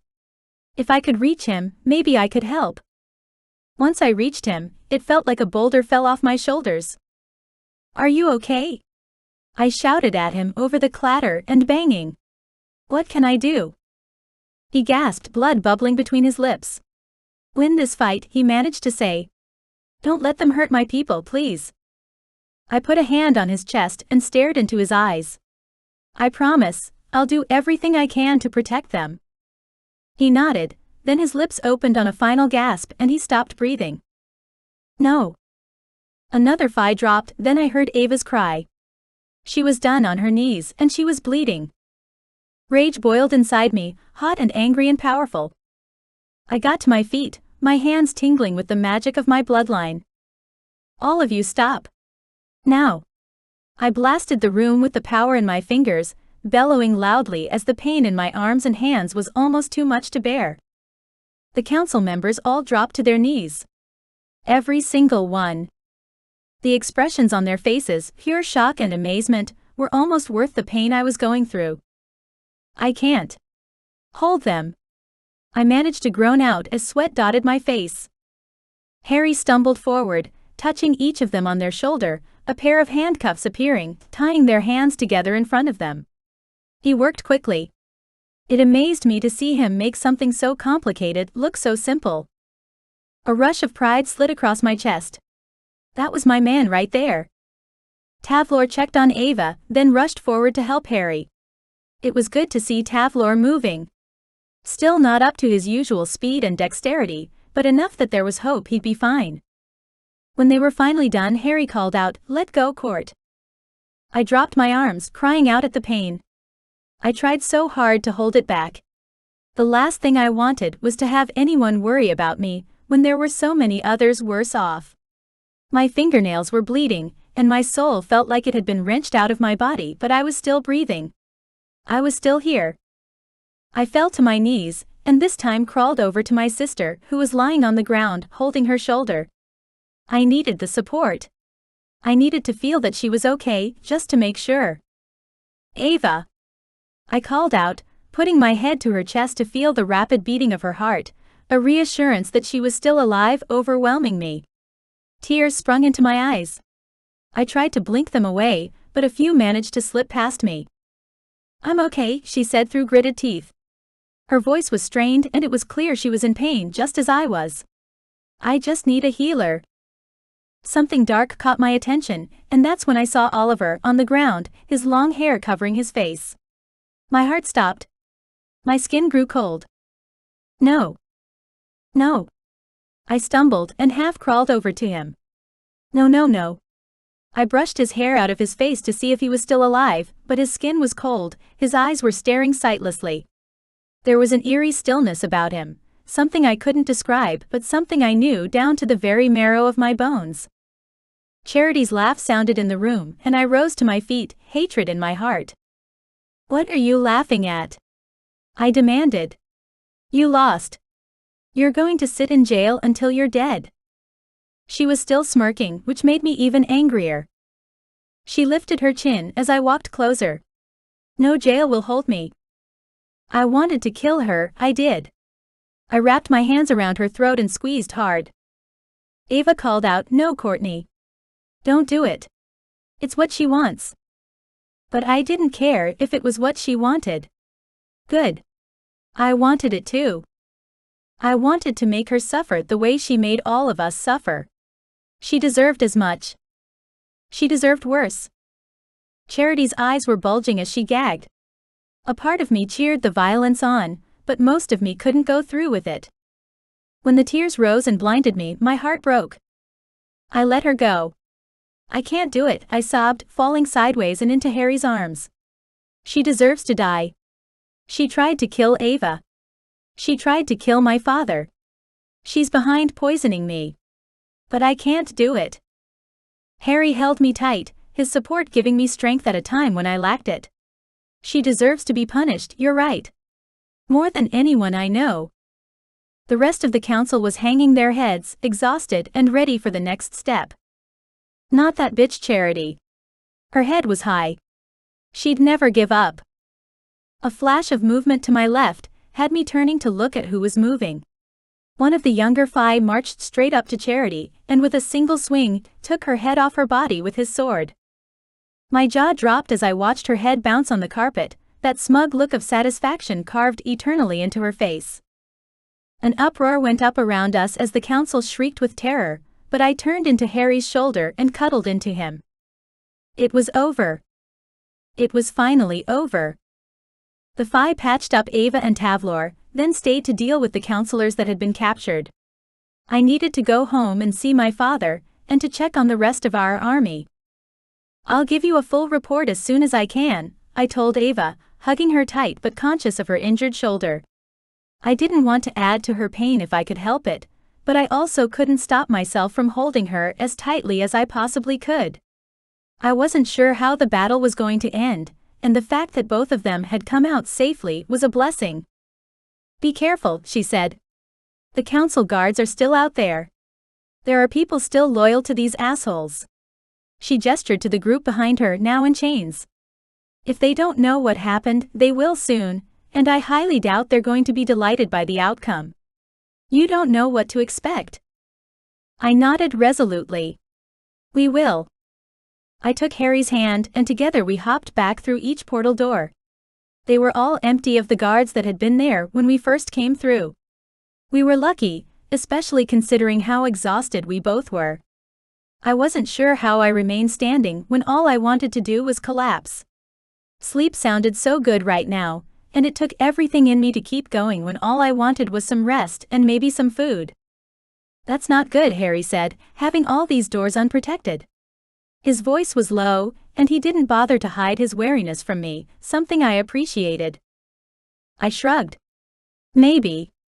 I always saw these portals as a way for the council to monitor who went where, and control them, of course. I'm not sure why any realm needs a guard, if I'm being honest with you. Harry's eyebrows furrowed as though he disagreed, then he tilted his head to the side, his face clearing. It was like he was letting my words sink in. "You might be right there." He nodded towards the door in front of us. Final door. Hopefully the shifters are still all right. My stomach plummeted. Let's go. When we stepped through the final cold, shivery portal, I lifted an arm, ready to protect us with a magical shield if necessary. I didn't quite know what to expect, and despite my exhaustion, I had to make sure we were safe, and that I was prepared to take whatever steps needed to ensure that. But there was no one there. No one in the foyer, nor by the door. The more I thought about it, the more I realized just how eerie it was. I glanced through the glass window, seeing one of the shifters standing on the steps. "Look. There's Jared," said one of Christian's pack. It was a relief to see him there, and before I could stop myself, I rushed through the door and outside where Jared and 2 other shifters were standing. Their clothes were mere rags, shredded in places that were almost obscene. "Let me help you with those clothes," Harry said, waving his hands and creating new jeans, t-shirts and shoes for all 3 men. I tried to avoid looking at anything that they might have wanted to shield me from. Jared glanced down at his new threads. "Thanks, man." "What happened?" I asked, gesturing to the steps. The sun was setting. It was the end of the day here. I'd lost track of time inside the council buildings. There was no natural light in the courtrooms, making it difficult to see. Not only that, but the temperature was dropping as well. Now that the battle was over, the adrenaline that kept me so warm had worn off. Instead, my bare skin was starting to pinch, and goosebumps decorated my skin. "The council guards came," Jared said, touching the necklace around his throat. "And we fought them." "And you won?" I coaxed him. I needed to hear the answer for him, not wanting to make any assumptions when anything could have happened. "You did, right? Or you wouldn't be here." Jared nodded, but his face was solemn. "We did, but there were a lot of casualties," he murmured. "I'm sorry," I whispered. He shook himself and lifted his chin as though trying to exorcise the ghosts. "What happened with the council?" "Yeah," one of the other guys said, his hair cut super short. "Please tell us that all this death was worth it." I gulped and forced a smile to my face. "I'll never say that people dying were worth it, but yes, we won," I told them. "The council is locked up. Ava and Tavlor are in court now, rewriting the laws and preparing for the new council." I took in a breath. I think it's finally over." Jared and his friends cheered, then he said, "Hang on, new council?" He furrowed his brow, like he was trying to make sense of that. I nodded. "Yes. One with shifters, day witches and warlocks. A fair council, where everyone is equal and everyone is represented, so all needs are expressed and met. A kingdom of equality. At least that was the goal." The shifter kids grinned, and fist bumped one another playfully. It made my heart melt to see them playing, especially at a time like this. "We need to get back to the pack grounds and tell everyone." "But we were told to stay here," Jared said, glaring at the other men. "Harry and I are heading home. We'll tell Christian you're here. Maybe he'll know what to do." I shrugged. I wasn't in the mood to argue about orders, especially since I didn't know what he had been instructed to do. "That'd be great," the kid said, relieved.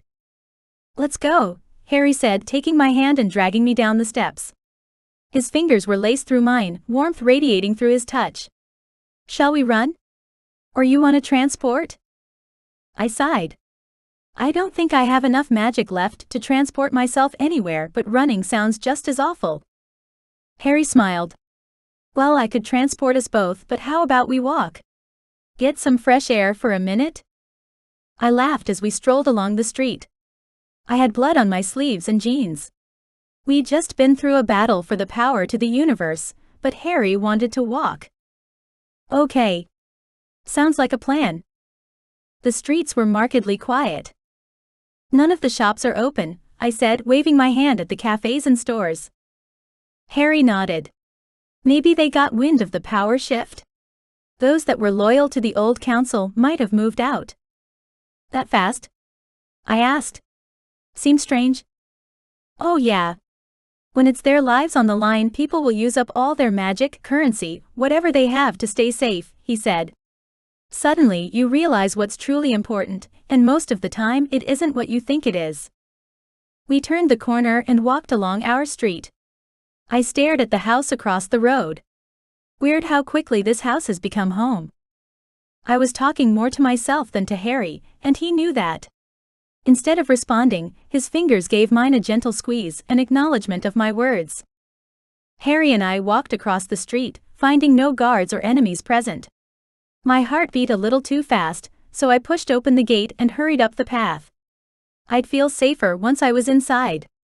It still felt weird that we hadn't been challenged by anyone. It bothered me more than I cared to admit. When I shoved open the huge door, I called out, "Mom! Are you here? Did Dad make it?" My heart hammered in my chest. I didn't realize just how important it was to me to hear that Dad made it here safely, and that he was all right, until this moment. Mother walked around the corner, a huge grin on her face, her sight restored. Her eyes focused on me and tears filled them. "Yes and yes. Welcome home." She opened her arms to me and I flew into them, squeezing her tight. "It's over, Mom. All of it. It's finally over." Mom squeezed me a little too hard, but I didn't care. Then I pulled back, anxious to see Dad and tell her what happened. "Where's Dad?" Mom glanced over at Harry. "Both of you come. Bella and I have been working on him since he got back." We followed Mother up the stairs and into my parents' bedroom. Dad was laying in the middle of the bed, and Bella was wiping his forehead with a washcloth. "Oh my God, I'm so glad you're all right." Bella rushed over to me and hugged me tight. "I've been so afraid." When she pulled back, her face was twisted with worry. "Christian is just putting Maddie down for a nap. I'll get him, because he'll want to hear everything." Just as she turned to go find Christian, he walked in the door, shaking Harry's hand solemnly. "Is everything okay?" "Yes," I said. "We defeated the council and saved Dad." "What about the shifters?" Christian asked. Harry answered, "There were 3 teenagers at the steps where they made their stand against the council. They said that there were casualties, but we're happy to know that we defeated the council." Christian began to back up towards the door. "I have to go." "Don't you want to know what happened?" I called out. "Are they all dead?" he asked, his clipped tone revealing he wanted to get back to his pack. I followed him to the door. "Yes, or captured or surrendered. So please let your people know that Ava is working on a new plan moving forward, with everyone involved." "Thank you," Christian said, yanking open the door. "Bella." "Go," she said. "I'll catch up later. I need to stay with Dad for a while." Christian nodded and closed the door, leaving us alone to celebrate our victory. Dad was awake and conscious, though barely able to sit up. As much as I wanted to rush over to him, to throw my arms around him and pull him into a hug, I couldn't bring myself to. "Not yet." "What's wrong with him?" I asked, sitting on the chair beside the bed. I didn't want to be rude, but also needed answers. "They tortured him with spells, stripped his magic and took years off his life," Mother said, mixing up a tea beside the bed, then offering it to him. I watched as her eyes softened when they took him in, and her fingers gently brought the cup to his mouth. Dad rolled to the side as though he knew exactly what she expected from him, and Mother carefully tipped some of the hot tea into his mouth. He groaned, then fell back again. "Damn, I feel like death." At least he could speak. At least he could joke. That had to be a good sign. "But you're not dead," I said, grinning at him. Harry stepped up next to the bed. "I'd like to go and deliver the news of Oliver's death to the shifters, and check on the witches as well," he said. He placed his hand on my shoulder, giving it a gentle squeeze. I nodded at him. "Of course. See you later." He stepped forward to give me a soft kiss, then waved at the rest of my family and slipped out of the room. "Tell us everything," Mom said, helping Dad to lift up a little, plumping up multiple pillows behind his back and neck. Ava and I sat down and regaled our parents with all the details of our battle. Us fighting through each step of the way, until finally winning the battle with Council. "So, a lot of the Council is still alive?" "They ran?" Mom asked, sounding fascinated. I nodded, wrapping my arms around myself. "Yeah, at least 10 of them disappeared, taking Ava's offer to just retire to their family realms. We hope so anyway. I'm not sure if I would have done the same thing." If I would have trusted them, but I let my voice trail off. I suppose there's nothing much we can do except see what happens. And Charity's dead? Mom asked, her tone a little different. Maybe a little hopeful. I couldn't blame her. I would be too. Very dead, I said, taking the cup of tea Bella offered me. I gave my sister a small smile. Just seeing her here filled me with relief, knowing she was okay. Even though she hadn't been part of the fight, she was still just as important. It was a gruesome end. Death by decapitation, but at least it was fast. Although, if I were being honest with myself, I thought she deserved to suffer more. Mom scoffed. She didn't deserve an easy, quick death, she said, mirroring my thoughts. But I'm glad she died, knowing the council will soon be full of Phi and shifters and my daughters. Her grin was a little evil now. Mom, I said, rolling my eyes. You couldn't hide your glee. She chuckled and hid her smile in her own teacup. No. Not today. Dad released a heavy sigh. The pain in my head is improving, thank you both. Mom dropped her head and kissed my father on the lips. I glanced away, feeling weird and embarrassed to be witnessing such a thing, especially after all those years of thinking my mother would be forever single. Bella managed to help Dad sit up, and finally he was sitting erect with his back pressed into the headboard. You look so much better, Dad. And he did. The bruises and swelling had gone down, and although he didn't have his normal vigor, and his skin color was still the color of sour milk, he was healing. Thanks, he said, smiling gently. I can't believe it. You, Ava, your army, they've destroyed the council. Well, not totally destroyed, I said with a smile. What do you mean, Courtney? Dad asked, then I realized he hadn't been here for those discussions. I glanced over at Bella. We did an accidental type of vote, I guess. For a new council. And we made a pact. I wasn't sure if that would be permanent, or if everyone was still alive, but it was done. And that was what mattered. We were trying to follow through with what we said we would, making the effort. Who's on the new council?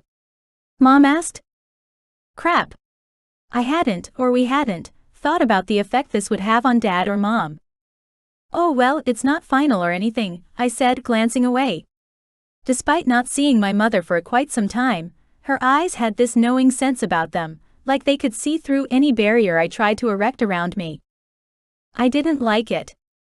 Dad coughed out a laugh. Sweetheart, as the High Warlock, a position I was born into and never wanted. Don't for 1 second think I want it now. I want your mom, and I want time with my grandson. I want peace in whatever form that means, in whatever way that benefits everyone. Bella nodded at me. Who did you agree to? She asked, curious. Well, it was who was there, really? Oliver. Oh God, Oliver. I covered my mouth with my hands. It sounded silly, but even though I had known what happened to Oliver, it hadn't actually hit me until right then. Tears filled my eyes, and I couldn't stop the tears as they fell down my cheeks. Oliver's gone? Bella whispered. I heard Harry say something about that. I nodded. Yes, he died in the battle against the council. I wiped at the tears on my cheeks, the ones I hadn't let myself shed before now. Who else is on the new council? Dad croaked, his face a mask of grief. I glanced away, barely able to process my own pain, let alone my father's. Ava, Tavlor, me. 3 Phi elders and 3 shifters too. Dad sighed, his face going paler somehow. That sounds wonderful. Finally. A council for all our people. He closed his eyes and rested his head back on the pillows behind him. I'm feeling quite unwell again. I'm sorry. I hopped off the bed. I better go shower. I don't smell too great. Yeah, I wasn't going to say anything, Bella said with a small smile as she picked up Father's teacup. But you definitely need a shower. I backed away towards the door, and Bella hurried after me. Let me walk with you. I have to wash this anyway. We left our parents in their bedroom and walked down the hallway together. Bella didn't speak, but I could feel her thinking. I knew there were questions she wanted to ask, and I wished she wouldn't concern herself with how to ask them and just get on with them. "What's up, Belle?" I asked, deciding she needed a little push. She chuckled a little. "You haven't called me that in ages," she murmured, her voice filled with nostalgia. "Well, you're a married woman now," I said with a grin. "To a wolf shifter at that. Not someone to mess with." Bella smiled but didn't respond. We'd gotten to my bedroom now, and we both walked inside. It was obvious she wanted to say something. She vanished the teacup, and I was pretty sure it made itself to the sink, properly washed and waiting to be refilled for father. I grabbed her hand and squeezed her fingers. "Spit it out, Bella. I've gotta have a shower, and you don't want to see this body. It's a mess." She twisted her fingers in front of herself, looking all the world like a worried teenager. I would have laughed, but it would have hurt her feelings. I wanted to tell you something." I peeled off my t-shirt and inspected the stains. Blood. Sweat. Trash. Bella waved her hand and magicked me up a trash can in front of me. "Thanks." I threw the t-shirt in, then took off my shoes and socks. They joined the growing trash pile. I was unbuttoning my jeans when Bella finally said, "I always blamed Mother, you know. For separating us from our family. For hiding us." I stared at her, shocked. "Seriously? I thought you were the only one of us who was completely happy with our lives. The house. The library. The private realm." "Well, I was," she said quickly, chewing on her bottom lip. "Sort of. I convinced myself that our life was exactly as it should be, but at the same time, I wondered how different our lives could have been if we'd grown up here with Dad." I groaned as I peeled off my ripped, bloody jeans and tossed them in the trash too. I thought about that too, obviously. All the time. I wasn't quite sure where she was going with this, and the more I tried to assume, the more she surprised me by going somewhere completely unexpected. I was still wearing my underwear, but Bella's gaze dropped to my belly. "Your tattoo's gone." I put a hand to my stomach, the warmth of the tattoo that I'd worn for years now gone. "Yeah, and I miss it already," I replied, then I sighed. "Might need to go see a tattoo artist and get another one put on. This time, a permanent one." I grinned at her, and when she didn't respond, I added, "Thank you for that gift, Bella. Your magic kept us all alive a lot longer than we would have without you. I don't know what we would have done without it." "Who took it?" she whispered. "Who tried to kill you?" Her eyes were on my stomach, like she couldn't bear to look at me. "Oh well, it wasn't me. I used up half of it absorbing Tavlor's kill spell, and the other half went to saving Harry," I said. Now that I thought about it, I realized just how lucky I had been. Bella stared at me, her eyes wide and round. "You saved two of the most powerful warlocks in this realm?" she asked. I shrugged, then crossed my arms over my chest. "Yeah. It wasn't a big deal. If anyone else were in my position, they would have done the same thing." "And? What are you trying to say?" Bella threw herself at me, hugging me tightly. "I am so proud of the woman you've become, Court." I laughed and pulled out of her grasp. "Ah, Bella. Are you pregnant or something? Because you're acting weird." She laughed and pulled her hair up into a messy bun, securing it with a hair tie from her wrist. "Oh no. It's just, I could have lost you today. And you need to know I love you." I sidestepped her, getting closer to the shower. My skin was feeling tight and crinkly. "I really need this shower, Bella." She held her hand out towards me. "Yeah, I know, I just wanted to let you know that even though I don't have any kids yet, I think I can understand how Mother did it. Ran away from her home. Sacrificed everything for us. I didn't get it before, but now." I stopped, taking in what she was saying and finally seeing the full picture. "Because of today? Maddie?" Bella nodded, her lip trembling. "I could have lost you and Ava. Dad, everyone we know and love. Even the thought of it would have made me too weak to survive in the past, if it were only me. But with Maddie." I prompted. She swallowed hard, hugging her body with her arms. I would have needed to care for Mom, and I would have had Christian of course, but if you'd failed, I would have had to take them all away and hide them. Just as Mother did for us. To keep them safe. And you would have, I said, seeing my sister in the light that she should be admired. Heart, brains and courage. A powerful combination. Yes, she said, nodding. I would have. Because the sacrifices you will make for a child. To protect those you love. She shook her head, tears welling in her eyes. Anyway, I just wanted to let you know that if you haven't fully forgiven Mother, I have. She's the strongest woman I've ever known. Tears burned in my own eyes, but Bella didn't stay to chat. She pivoted and left my bedroom, leaving a ton of emotion behind with her. I let out a world-weary sigh and charged towards the shower. I had a few tears I needed to cry too, and the shower was the perfect place for that. I scrubbed myself clean, washed my hair, then changed into fluffy warm pajamas. I let myself linger in the shower for as long as I could. It was the first time I was able to let my guard down in I didn't know how long. The hot water hit my body, soothing the tense muscles in my body. I took in a deep breath, then another. For a moment I closed my eyes, reveling in the fact that I was alive.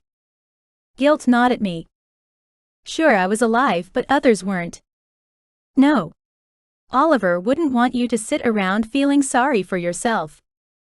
I took another shaky breath, opening my eyes slowly. My eyes were a little puffy from crying, and my skin was red from the hot water.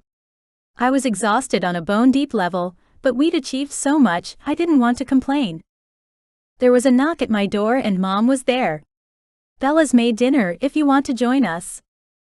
My stomach growled loudly as if on cue. Yes, definitely. I don't even remember the last time I ate. Mom slid her hand into the crook of my elbow, and we walked down the stairs and towards the dining room. So, you and your sister are going to be on the new council?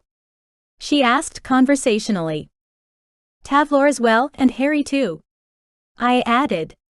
Shit, I forgot to list Harry before. Mother laughed. I love that you don't center your life or your decisions around a man, Courtney. I hope that never changes. I chuckled. Doubtful, Mom. Dinner was laid out in large dishes on the long dining table. Whoa. Who's coming to dinner, Bella? My sister walked through the door to the kitchen with bottles of wine. Everyone. Ava. Tavlor. Harry. The gang. I said with a grin. Is the council okay to be left without Ava and Tavlor? I wasn't sure how I felt about them not having any supervision. I didn't trust them. And by that I meant, would the criminals stay locked up? Our enemies stay away? And where were the remaining guards? There were too many questions and not enough answers. Bella shrugged, then marched back towards the kitchen. I don't know, she said. I just got word they were coming to eat. I suppose we'll find out when they get here. I wasn't sure that I liked that answer. It was too vague. But it wasn't like I had any choice but to accept what Bella said. I would wait and see, busying myself with chatting with everyone here and distracting myself from my thoughts that liked to creep into my head. An hour later I'd eaten 2 bread rolls with butter. Bella wouldn't let me start without everyone arriving, but was still starving. The fact that I had only eaten 2 rolls was me restraining myself. And if we didn't start soon, I was ready to magic stuff out of thin air to fill my belly. Just when I was about to create a lamb kebab with extra garlic sauce, there was a quick knock, and the front door opened. Sorry we're late. Ava called out, rushing in with Tavlor on her heels. Where's our baby boy? He's asleep. Bella said, gesturing to the stairs. In your room. Ava took 1 step up the stairs. I'll just go. No. I practically yelled at her, I'm about to die of starvation. Get your butt in here and eat, then you can go see Maddie. He's fine. I'd seen him when Bella had carried the little tyke to bed, already asleep on the couch. Ava rolled her eyes but came and joined us in the dining room. Harry and Christian walked in moments later. Hope we're not too late. I opened my mouth to reply, but Bella gave me a shove in the side. No. Not at all. Have a seat. I sat down, receiving a quick kiss from Harry before we all settled at the table. My two sisters and their husbands. Harry and I. I grinned at Ava. Our family's gotten big. Mother glided down the stairs and pulled out a chair. It certainly has, and we're missing a few men. She smiled. This isn't a surprise. They're never where they're supposed to be. Mom clicked her fingers, and our father magically appeared beside her, sitting in a chair. I couldn't help but crack a smile. It was good to see this playful side of her. I had only known her as someone serious. Loving, sure, but serious. You okay, Dad? I asked, shifting my gaze from my mother to my father. His skin was still sallow, and while his eyes had more life into them, he didn't look much better than he had before. You still look pale. He nodded, sitting up straighter. It seemed to take more effort than it should have. Our first dinner in our family home, with your mother. I couldn't miss it. Dad reached over to Mom, covering her hand with his. My heart warmed at the sight. Mom turned to look at him, tears in her eyes as she smiled at our father. The interaction had me looking away, only to find out that my sisters were doing the same thing. Fighting between the insane desire to watch our parents love, and yet finding it embarrassing at the same time. We'd all at one point in our lives expressed a wish that our parents would finally be able to be together. As they always were meant to be. Let's eat. Bella said suddenly, her voice uncharacteristically high. She lifted the lids off the platters, then clicked her fingers to make them disappear entirely. Oh wow, I gushed, grabbing a serving spoon for the butter chicken and rice dish. This looks great, Bella. Well, I think you all deserve an amazing meal. I'm not sure I've done enough, but dessert is pretty special. Everyone began serving themselves from the huge platters in the middle of the large wooden dining table. So, are we staying here, Dad? I asked, halfway through my first plate. I mean, are we living here? In the family home now? If you would like that, he said kindly, absolutely. Your sisters have their own houses and realms now, so you may want your own place with Harry too. I frowned at him. I spent my whole life wishing we could be a family, and I know you and Mom probably want some time alone, but I don't want to move out. In fact, I was kinda angry at the fact my father thought I would. Of course, if he just wanted Mom to himself for a few weeks, that was a different story. I could go visit other friends but move out when we just moved in. No. My emotions and thoughts, as always, must have shown on my face because Harry reached over and squeezed my thigh. Dad shifted in his chair. I didn't mean to suggest you leave.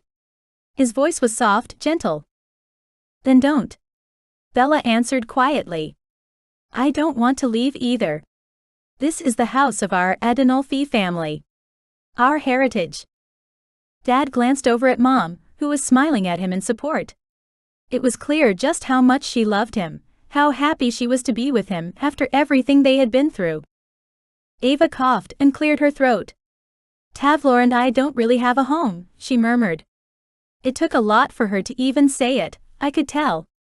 We live with Tavlor's relatives and friends in the Phi realm. When we're here, we move around too. I'd love a base for Maddie, for us. Somewhere we could be a family. Somewhere we could settle. A place to call home. The air was heavy with anticipation and pain. I hated that we'd only just found our father, and he seemed to want us to go away already. It was like he was pushing us away, like he was afraid of being a family with us even though now we finally had the chance. Dad reached out his right hand for me and I gave him my left hand to hold. I gave him a squeeze, hoping he could tell just how much I loved him. Courtney, Bella, Ava, I think I need to say something so there are no more questions about this, he said. He cleared his throat. This house is your home. I never lived in it before as I had no children, and my wife was not a wife. Now that I have the three of you, and Genevieve, I have my family. I finally can call this old place a home, and that's because of you. So never, never believe you are unwanted. Or unloved. I love you all. He glanced around the table, looking at each of my sisters in turn. And I hope you never leave. There is 10 bedrooms in this place, enough for all of your children. And I'm sure we could add more if the need arose. More than 6 grandkids? I laughed. I'm not sure we'll be able to fill the bedrooms you already have. I glanced across at my sisters, who were both tearing up at my father's words. Dad squeezed my hand, dragging my focus back to him. I'm serious, Courtney, he said. I've spent my life doing what I'd been told was my responsibility, and it ruined my life. I missed out on your growing up, enjoying your mother's pregnancies. He let his voice trail off, pain flashing heavily in his eyes. Ava scoffed at that one. I was only 3, but I can tell you. Mom wasn't fun during her pregnancies. We all laughed, even Mother. Then Mom said, Matlock, you're here now. Her voice was gentle, even loving. We all are. Thanks to our talented, brave, wonderful daughters, we're together as we always should have been. We can't focus on what may or may not have happened in the past. We have to show our appreciation for what we have now, in this moment. She paused. Because we all know it could have been much worse. I love you. Dad whispered to Mom, and I had to look away. My heart and my tear ducts were beginning to overflow. Shall I swap to dessert? Bella asked, trying to diffuse the emotion in the room. Yes. Please. I managed to croak out. I wasn't really done with the bread and rice and veggies, but I'd always been a sweet tooth. Dessert first for me. Bella waved her hands around a little, then magically replace our main meal with platters of cakes and confections, cookies and creme brulee. Whoa. Harry said. That's an insane amount of sugar. Dad let my hand go finally, and I was immediately a little sad. I glanced over at Harry, my eyes wide with indignation. There's never too much sugar. I began scooping things onto my plate, piling the pink and white high. Harry coughed to clear his throat, and I glanced over at him. You okay? I asked. He nodded, then slipped the ring box I'd already seen onto the table beside me. I stilled, forgetting everything else for the time being. I know this is the beginning for your family, in so many things. Taking over the council, being together finally. My heart thumped against my ribs as I opened the box and stared down at the huge diamond right, with clusters of rubies around the band. And if you'll have me, Harry continued, I'd love to be a part of your family too, Courtney. If you'd agree to marry me. I stared up at his beloved face, amazed to realize that he was right, and that we weren't already married. I'd love that, I whispered. I can't imagine my life without you. Harry took the ring from the box, picked up my hand and slid the ring onto my finger. I didn't understand how it was possible, but it fit perfectly. Instead of weighing me down, a tingling surged through me, something that reminded me all was right in the world. My sisters were immediately out of their chairs, and pulling me up out of mine for huge hugs. I laughed as they cried a little, and Mom and Dad congratulated Harry and I from afar. I could tell Mom wanted to hug me, but she stayed seated with Dad. I gave her a big smile. We'd celebrate later. And voila! Bella said, pointing at the table. There, in the place where the cookie tray had once been, was a huge chocolate cake with the words, "Congratulations Harry and Courtney," written in the icing. That got me tearing up when nothing else had. Well, I gulped out, let's eat that cake. We have so many things to celebrate tonight. We do, Ava said, reaching out to cup Tavlor's face. Like the fact I still have my husband, mostly thanks to you, Court. I grinned at Tavlor. He would have done the same thing for me. And I'm here because of you. Harry said quietly, picking up my hand to kiss my fingers. And I'm here because of your wish, Courtney, Mom said, tears and happiness filling her eyes. I shook my head and covered my eyes. Enough, it's okay. Dad chuckled from beside me, and I put my hands down to check what he was laughing at. What, Dad? He just smiled at me. You, Courtney. You're amazing, and tonight, we celebrate you. He flicked his fingers at the table and 8 glasses of champagne appeared. Oh. Ava grabbed hers and started handing out the others. Perfect, Dad.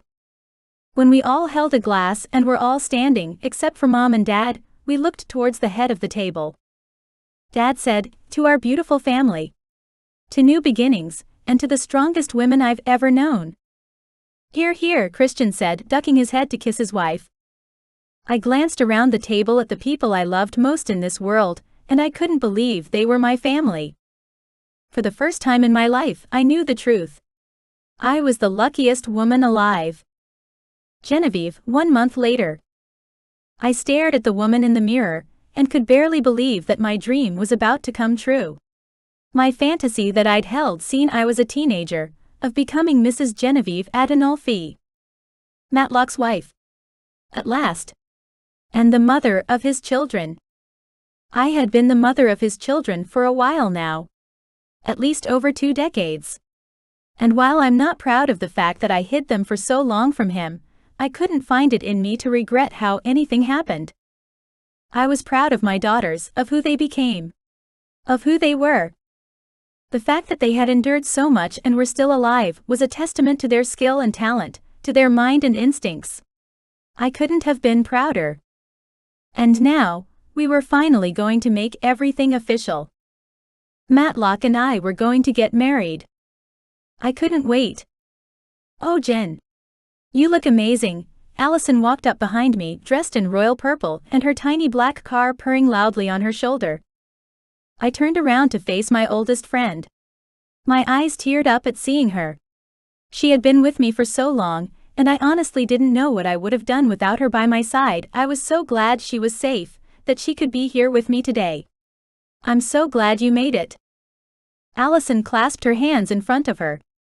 "I wouldn't have missed your wedding, General." She shook her head in amazement, like she couldn't quite believe it herself. To Matlock. "I can't believe it. After all these years. It's hard to wrap my head around it, to be honest."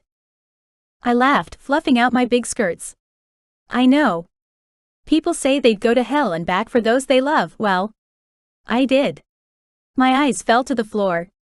Normally, when I thought of my experience, tightness would take hold of my chest and anger would spark due to the fact that I had endured so much for so long simply for loving him.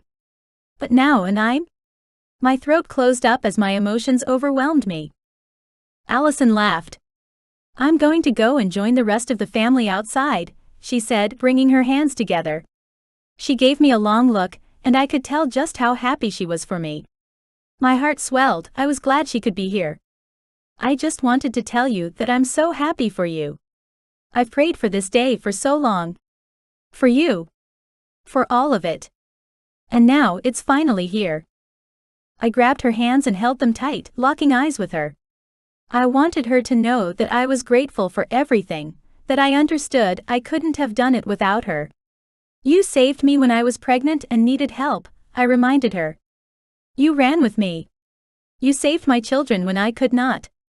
And I will be forever grateful for you, my friend. Please believe me when I tell you that." Tears well in Allison's eyes and she shook her head. No tears today." She blew out a breath, trying to control her emotion. "I love you, General. I love you too, Allie." Then she left and I was alone once more. I sucked in a deep breath, trying to will the tears that accumulated in my eyes to disappear again in fear it would ruin my makeup. I had just enough time to catch my breath before another knock sounded, and Tavlor put his head into the room. "Are you ready?" I nodded, and walked towards the man who was going to give me away. "Thank you for doing this. My own father has long since passed. And I wasn't there for him. A fact that still haunted me." I shook the feeling off. Allison was right. Today was a day for celebration and happiness. No regrets or tears today. Tavlor offered me his arm, and together we walked out of my bedroom and down the staircase. "Wow," I whispered. "You've all done a magnificent job with the house." White and pink roses decorated the house, with fairy lights and greenery and white silk. I'd had my breakfast and morning tea in my room. The girls had told me not to come out until it was time. "It was mostly Bella, actually," Tavlor whispered, "with a little help from some Phi cousins." I squeezed his arm. "Thank you." We walked toward the ballroom, and my stomach fluttered with huge butterflies that I would be embarrassed to admit existed. I was a grown woman. I shouldn't be nervous about marrying the love of my life. Surely. The doors opened and I gasped as my heart rate sped up. The ballroom had been transformed into a garden, with pews and white silk everywhere. It was a ballroom out of a fairy tale. For a moment I could do nothing but stare, taking it all in. I had dreamed about this day for so long, and now that it was finally here, now that it looked like this, I couldn't quite believe it. I blinked back the tears as Tavlor and I began to walk down the aisle, lined with rose petals. My 3 daughters stood at the altar, dressed in pale pink dresses, waiting for me. They looked absolutely beautiful. Pride surged through me once more, and I was so grateful I had them, so grateful they were standing with me that I found my resolve weakening. I finally lost my fight with my tears when my gaze met with Matlock's. He looked just as handsome as he had when we'd first fallen in love, over 20 years ago. But now, there was no embarrassment or shame in our union. We didn't have to hide our true feelings for each other. No counsel standing between us. No responsibilities that meant we had to choose separate lives for the greater good. We could finally choose each other. We could finally love freely. There was only our love and our children in our family home. I walked along the aisle toward my one and only love. When I finally reached him, he reached out for me and I floated towards him, Tavlor stepping away so that it was only Matlock touching me. The Phi elder who was officiating smiled at us and began the marriage ritual. I barely heard what the Phi said, instead choosing to get lost in Matlock's eyes and the love for me that I saw there. I recited the vows that we'd agreed on, and then it was done. Almost 30 years of waiting for this moment, praying for this impossible union to happen, and not it was over. We turned towards our family and friends sitting on the pews and facing us. It was an incredible sight to behold, and I took a mental picture, wanting to keep that image with me forever. Our 3 daughters with their husbands and fiancé, amidst a sea of grinning faces. Shifters and Phi, witches and warlocks. Men and women who had fought beside my girls, and were the main reason we were here today, alive and free. "Let's go celebrate, Mrs. Adinolfi." Matlock whispered into my ear and I turned to kiss him, not wanting to waste the moment. A cheer went up around us and I smiled as Matlock pulled away. "Let's go." We hurried down the aisle once more, back towards the house. "Where are we going?" I whispered back as we stepped into the house. Matlock swept his arm out and a portal appeared. "To our wedding reception," he said with that same charming smile I had fallen in love with so many years ago. "The shifters are putting on a party to end all parties, and we're the guests of honor." I laughed aloud. "Do we really deserve that sort of celebration?" I asked, tilting my head to the side. "We're just an old married couple now." Matlock pulled me into his arms tight, with enough passion to steal my breath. "No, my love," he whispered so only I could hear. "We're a young couple in love, just beginning our lives together. We have so much to make up for, and we will. I promise you that." I desperately wanted to kiss him again, but Ava gave me a poke from behind. "Come on, Mom. Let's go." I grinned back at my daughters, all beautifully smiling at us. How could I argue with that? "Okay, girls. Let's go." I grabbed my husband's hand and laced my fingers through his. For a moment I was silent, reveling in his touch. The simple fact that we could do this, hold hands, meant more to me than I had initially realized. Matlock was right. We did have a lot to catch up on. And we would. Together, I jumped with a fearless heart into a new world. Ava, 6 months later. Fear gripped my heart as the Phi healer, Talia, set her hands to my extended belly. Her touch was cool and soothing despite the emotions swirling inside of me. "Talia, I know you said that she's fine, but I don't know. I just can't shake the feeling something is very wrong," I said. This wasn't a new request. Talia smiled, humoring me, and closed her eyes. Part of me did feel bad. It felt like I was losing all control of my senses. I didn't understand why I was worried so much during this pregnancy, but I couldn't help it. And Talia was a godsend. I kept telling myself if something was truly wrong, she would sense it and I wouldn't have to worry, but I couldn't shake the feeling, and Mother raised me to follow instincts. Even if those instincts were covered in pregnancy hormones. I waited, alone with Talia in the small house. I hadn't brought Mom or Tavlor with me, too afraid to get bad news. I closed my eyes, feeling both selfish and selfless. I'd wanted to save Tavlor the grief of knowing our baby was dying, but now I needed him. I felt sick to my stomach, and I had to force myself to exhale my breath. Finally, Talia opened her eyes and smiled down at me. "Ava, I had great news for you," she said. "Your daughter is strong, she is healthy, and in fact you are going to struggle to contain her. She is more powerful than you and Tavlor put together." Relief washed over me so strong that I burst into tears. I wasn't expecting that. In fact, I was expecting the opposite.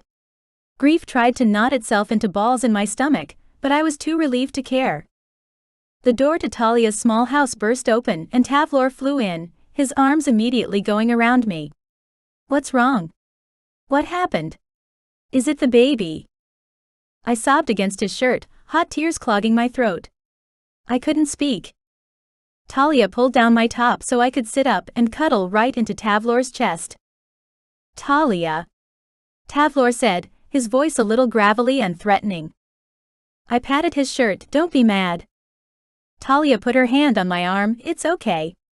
Tavlor's allowed to be worried." I sighed and tried to relax, putting a hand on my belly and feeling my daughter kick and shift beneath my palm. She moved so much, it was hard to believe I had been worried about her.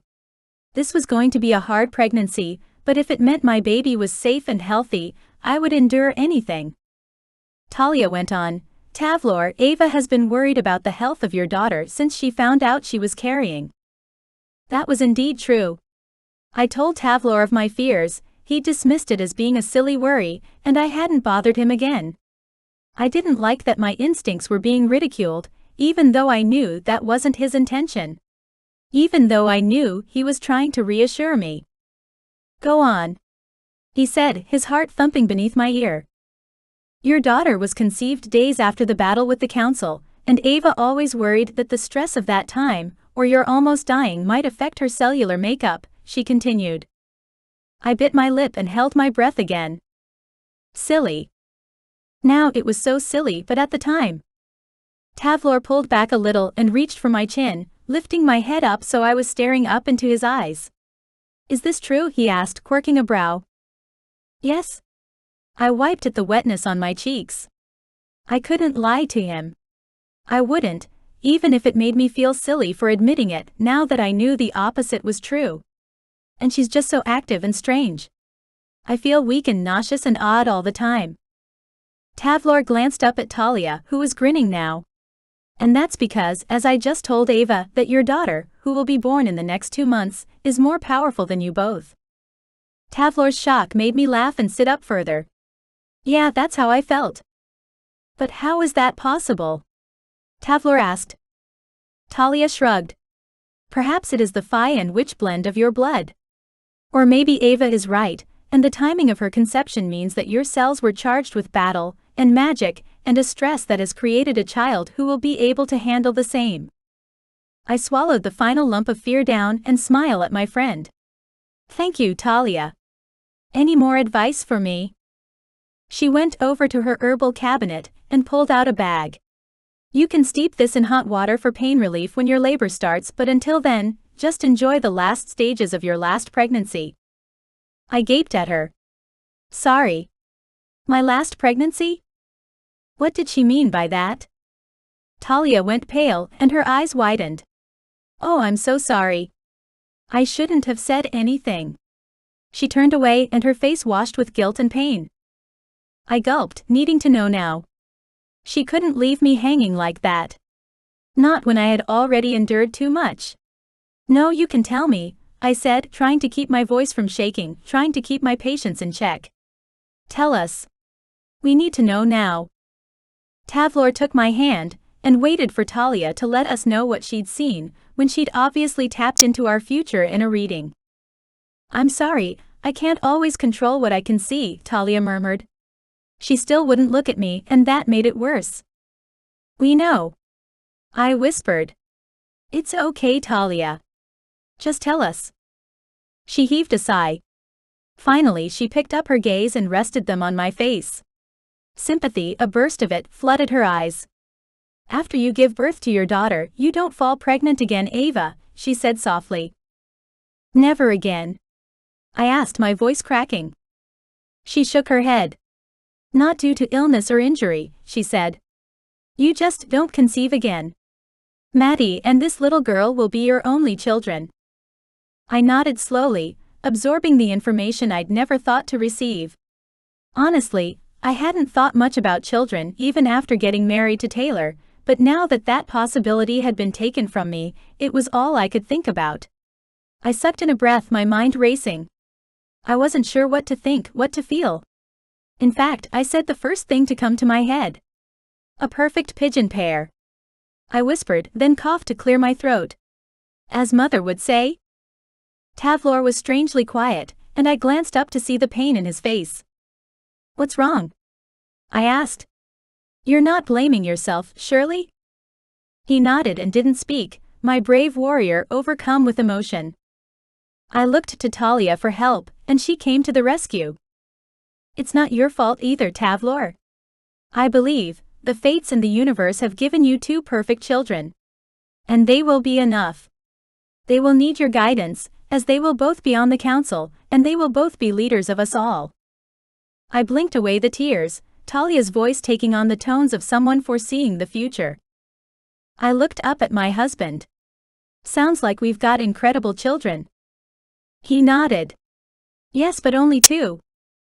I cackled out a laugh. "Only two?" I asked. "How many did you want?" His smile was all lopsided and adorable. "I don't know," he admitted. "For most of my life I believe I would never be a father, so I count my lucky stars every day with Maddie. So this little girl." He let his voice trail off, but I knew exactly what he was thinking. "Is a miracle," I finished for him, grinning at Talia now. "Thank you for telling me this, Talia. I really appreciate it." "Really?" she asked, obviously still feeling angry at herself for spilling the news. Her eyes were wide, filled with hope. "Yes," I said, deciding to see this news in the most positive light. It would make us appreciate the time I had with my children, instead of being upset I didn't have more. I rubbed my big belly and explained. "I don't love being pregnant, and this pregnancy has been particularly hard. I was dreading the next 2 months.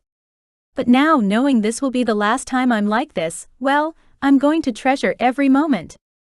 Talia had actually given me a gift. Knowing that this baby would be my last, I would go into the labor unafraid. I knew she would survive, as would I.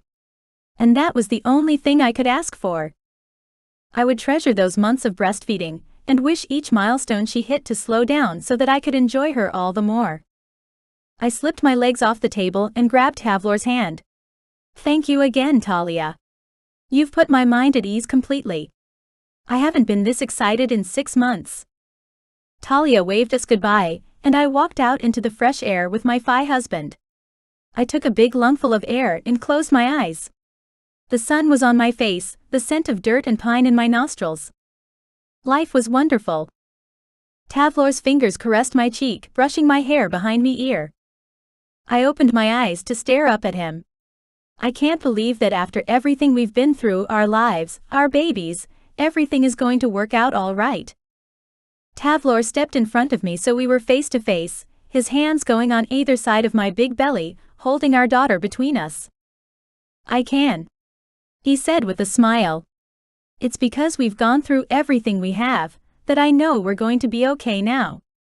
After a lifetime of believing I was abhorrent, thanks the original council, it's me that can't believe I'm standing here with my wife and child, knowing that the new council is saving lives. And I've been a part of that." I reached for his beloved face, cupping his jaw in my hands. "Tavlor, I always told you that you were beautiful, and our children are proof of that," I murmured, hoping he could detect the sincerity in my words. He leaned forward and kissed me, then a beautiful little voice called out, "Mama." I turned towards the voice, and Maddie was running towards me, his babysitter hot on his heels. I cracked a smile, unable to help it. Maddie stumbled, then caught himself, his chubby little legs pumping hard. Tavlor stepped up to him, sweeping our toddler up to stop him bowling me over. "Mama! Mama!" Maddie called out, reaching for me with outstretched arms and chubby little hands. My eyes misted at the sight. "Of course you can have Mama," Tavlor said, handing him over so I could put Maddie safely on my hip. "Just gotta be careful of Sissy," Tavlor finished. Maddie ignored the comment about his baby sister, as he often did, and wrapped his arms around my neck tightly. "My mama." I laughed and hugged him tight, bringing my cheek against his. "I think Talia was right," I said. "2 of these are going to be more than enough. And I'm going to love every minute of it."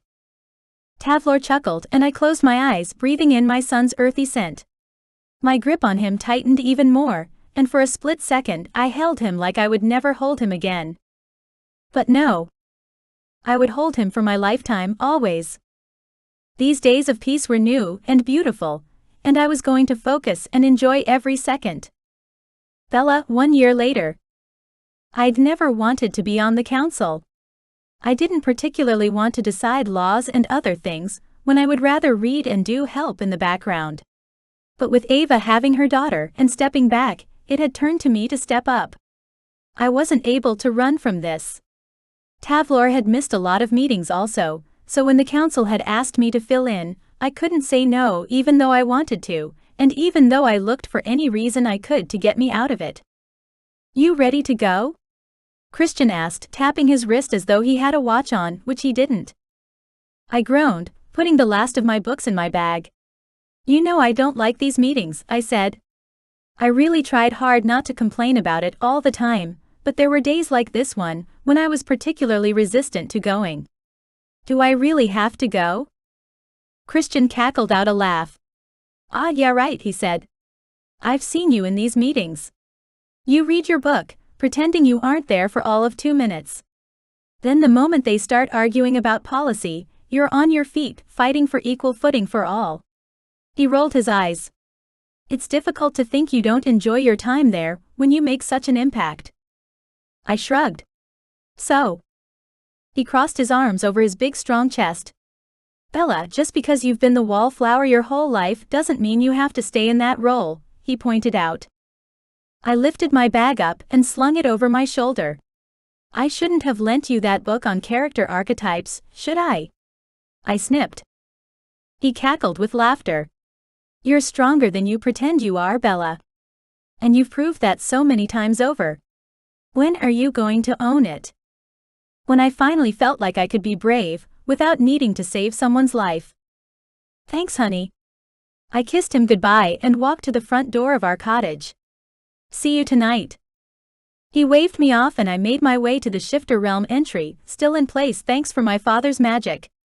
We'd let a lot more people in since the fall of the old council, but the Shifters had long memories, and it would take a long time for them to trust the majority of witches and warlocks. I understood the sentiment, even if it made me a little sad. I had hoped I would see them start to heal, start to forgive, at least in my lifetime, but I wasn't sure if that was going to be possible. Either way, what improvement I had noticed was important, and we couldn't forget that. I wandered through the portal and into the streets. So many shops were vacant now, their owners deciding they didn't want to support the new council. Or didn't want to hang around to watch the animals take over our town. It made me furious. I tried not to let it get to my, but it was hard. I shook my head, remembering the hatred that had flowed over so many of the witches I'd spoken to. I didn't understand it. How could anyone hate someone for how they were born? How did that affect who they were? It didn't make any sense to me. I kept walking, choosing to ignore those shops and focus on those that were still alive and kicking. The cafes full of people, the clothing shops where even the Fae were now welcome. The doors between the worlds were open, and although most people were still very nervous about the changes, they were slowly venturing out.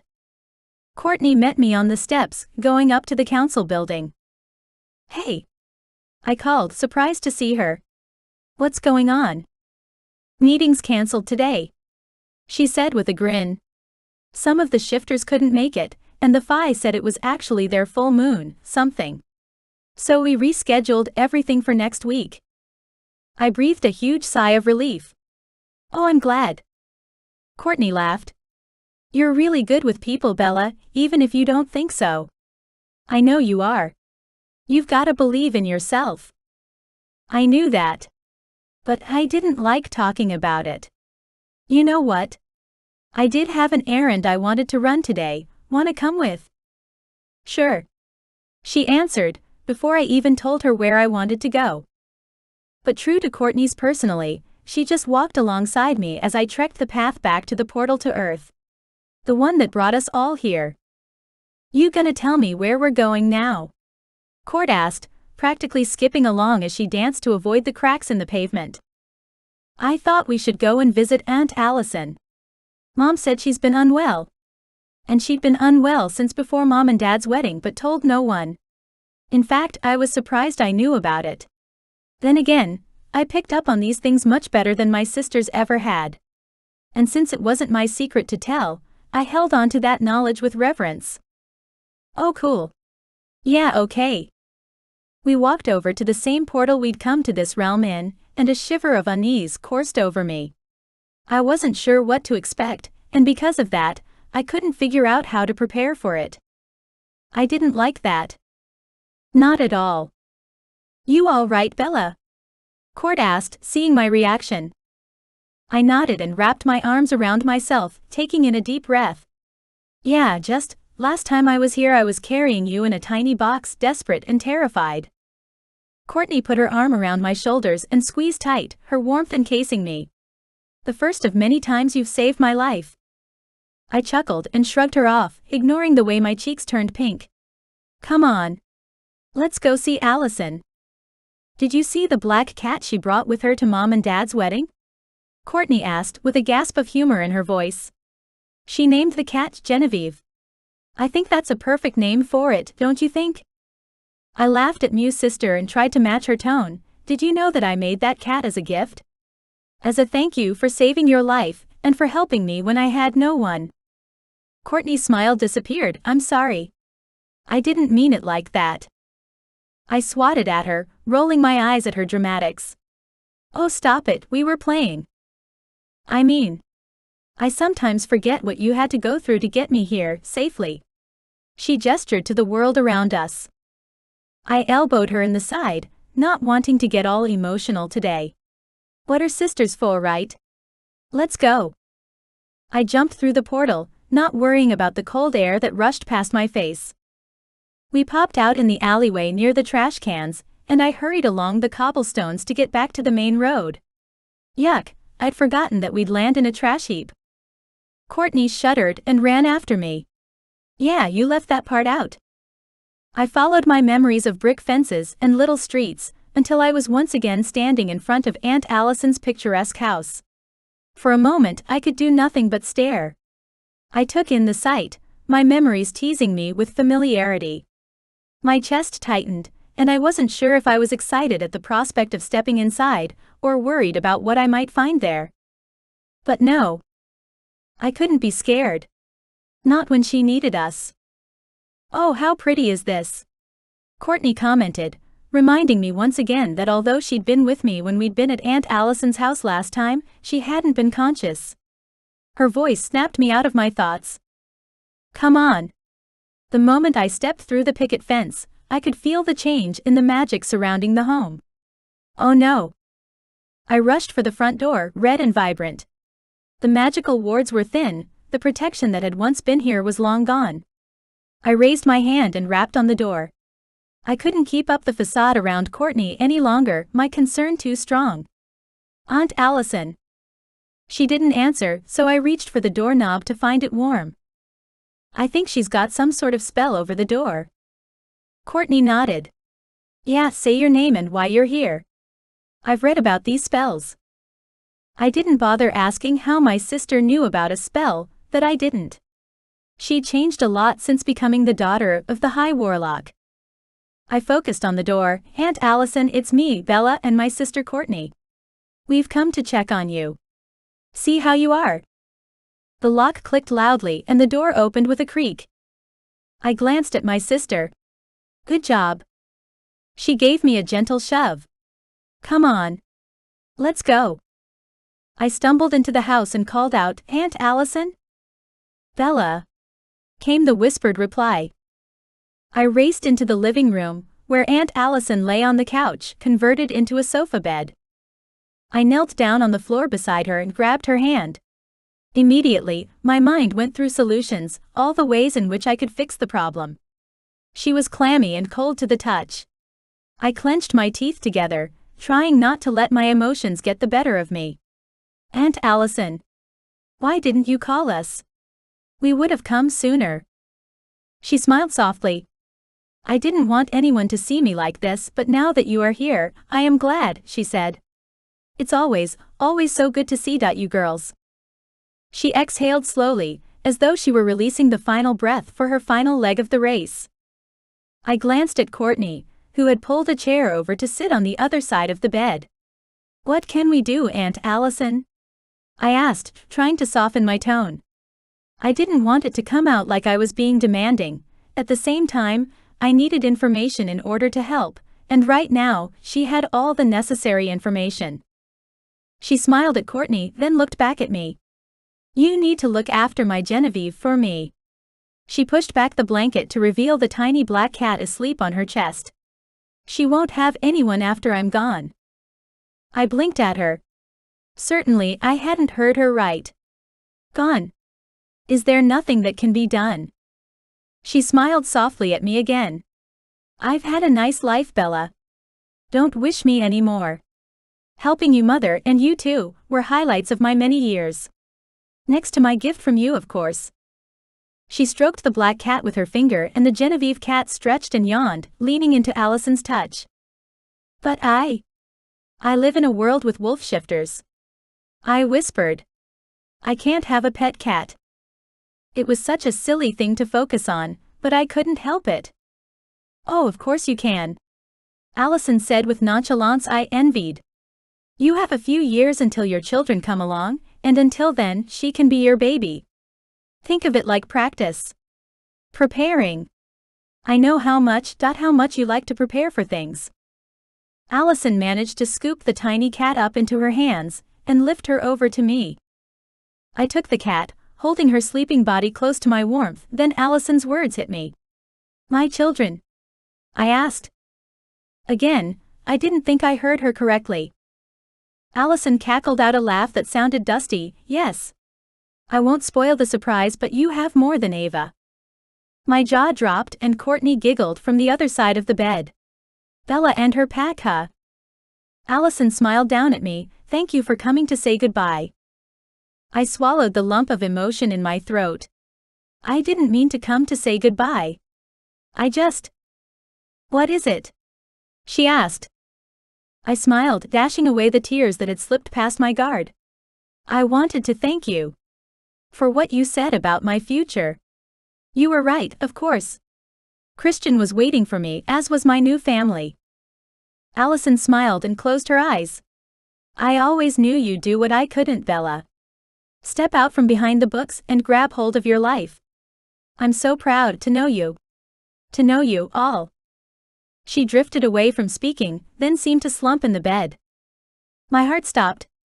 Allison? Courtney leaned over and put her hand on Allison's cheek, then pressed her fingers to the place where Allison's pulse should beat.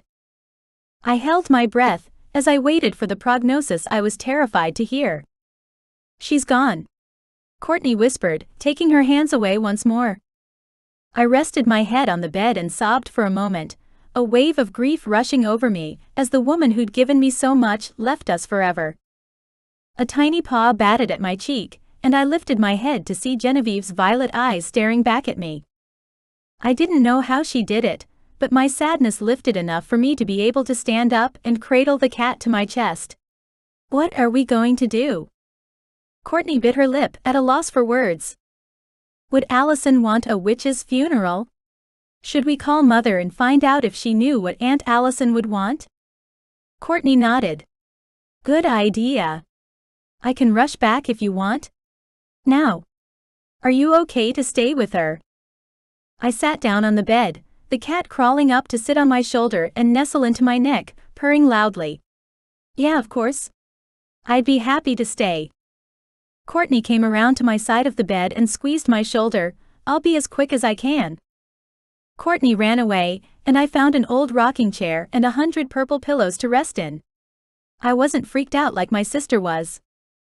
There was a peace to death that I respected. And Allison's body deserved the respect of being laid to rest where she wanted. So I stayed until my parents arrived to help, and I knew I'd fulfilled my purpose and the promise of this day. Courtney, 5 years later. My hair was a mess and I hadn't slept in 3 days, but hey, that's what being a mom was about, right? This was the glow of motherhood, the battle in the trenches where everything was worth it in the end. At least, that was what I kept telling myself. The truth was, motherhood was much harder than I realized. Ava made it look so easy that by the time I realized the truth, I felt like I had been tricked. Still though, I wouldn't change it for the world. I wouldn't change anything I went through that led me to this point. Courtney. You here, sweetheart? I rolled my eyes at my mother's question. Had I left the house in 2 weeks? No. Had I considered it? Almost every second. Upstairs, Mom, I called back. I was pacing the hallways with my newborn daughter, my first and last if I had my way. Bloody hairy, wanting to be a family. If someone had told me that pregnancy sucked ass and labor was worse, I would have told him no. Again, I found myself blaming Ava. Maybe. The baby was bloody cute. Mom popped her head in the nursery, a smile on her face. Need some help? She asked, way too cheery. Welcome back. I said, meaning it. My parents had gone on a vacation for a week, and I'd missed their help. Is he asleep? She whispered, and I turned around so she could see his little face over my shoulder. Oh baby boy, Mom clucked, walking closer, I'll take him. You go have a shower. I just got him to sleep. I panicked as she rolled him off me and into her arms. I held my breath, waiting for the usual cry. The little bugger stayed fast asleep, of course. My shoulders sagged in relief. Thanks, Mom. Go, she whispered, snuggling up close to him. I fled to my bedroom, going straight to the bathroom where a monster stared back at me. Oh my God. My hair looked like a tornado had whipped the curls into some sort of straightened, tangled bird's nest. I needed a nap so bad, but I couldn't just magic myself clean. I had no strength for that, plus all I wanted was to feel the hot water rushing over my face. There was something about taking a shower, it was the only alone time I got nowadays, and I didn't want to waste a single second of it. I stripped off and practically fell into the shower, hot water washing away the days of baby puke, grime and sweat. The water had the perfect amount of pressure, the water soaking into my skin with just enough force to make me feel good. I reached up to lean my arms against the tile, letting the water cascade down my back. I closed my eyes, taking it all in. I sighed. I loved my kids more than anything, but I loved this piece too. When I was finally clean enough to turn the water off, I half-dried myself, pulled on an old t-shirt of Harry's and fell into bed. I pulled the blankets up, only to hear Mom sneak into the room. You feeling better? I groaned. Yeah, thanks, Mom.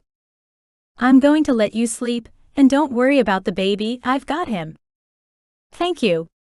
I whispered, knowing full well I'd be awake in a few hours to feed him, but grateful nonetheless. When I woke, it was with a start. It was dark now, and I had no idea what time it was. I jumped out of bed and raced over to the nursery to find Mom there, putting my son back into his crib. My heart was pounding too hard. I felt sick. I staggered over to a hallway chair that was more like a comfortable pew from a church, and sat down. My breathing was too erratic after launching myself out of bed that fast. So I focused on doing some slow breaths, inhaling and exhaling, trying to stop the racing of my heart. When Mom finally stepped out of the nursery and shut the door, I was able to stand up and tug at my t-shirt, realizing I was wearing practically nothing. Not that Mom hadn't seen me like that before, especially during the long hours of my birth, but still was a little strange now. "What time is it?" I asked her, feeling woozy. Mom waved her hand, and I was suddenly dressed in a pair of black jeans and my own gray t-shirt. Apparently, she thought it was strange too. I chuckled. I couldn't blame her. I smiled at her as I pushed my now frazzled but dry hair out of my face. She gestured I should follow. "Let's go get something to eat." She said it in a way that made it clear she wasn't making a suggestion. This was a command if I had ever heard one before. "You must be starving." I followed her down the stairwell to the kitchen, frowning at the clock as I walked past. 11 o'clock? That's not p.m. surely? I asked, racking my brain for the time I showered, then to the nap. Last time I checked, it was 9 o'clock in the morning. I was probably only out for a couple of hours tops. Mom gestured for me to come sit at the kitchen counter, and I flopped down onto the stool. She immediately waved her hands and created a beef burger and chips in front of me, then a large slice of lemon pie with cream. It was exactly what I didn't know I needed. I groaned, my mouth watering at the sight. "Oh, thank you." I'd missed Mom and Dad for so many things. But the instant food was high up that list. Elfish maybe, but it was the truth. I picked up the burger and dug in, without waiting for permission. "It's hard with Harry away, isn't it?" Mom said. I groaned as I bit into the burger, loving the taste of the meat and salad, egg and bacon. God, it was heaven. I nodded. Yeah, it sucked. Mom smiled and crossed her arms over her chest. "It's hard, isn't it, raising a baby on your own?" I remember it all too well. I froze. Holy shit. My mother had three babies in 3 years and had been all alone. And 21. I was 27, and had a husband, 2 sisters and my parents to help. I forced down the bite of the burger in my mouth and said, "Sorry, Mom. You must think I'm super weak compared to you." There were times I certainly felt this way.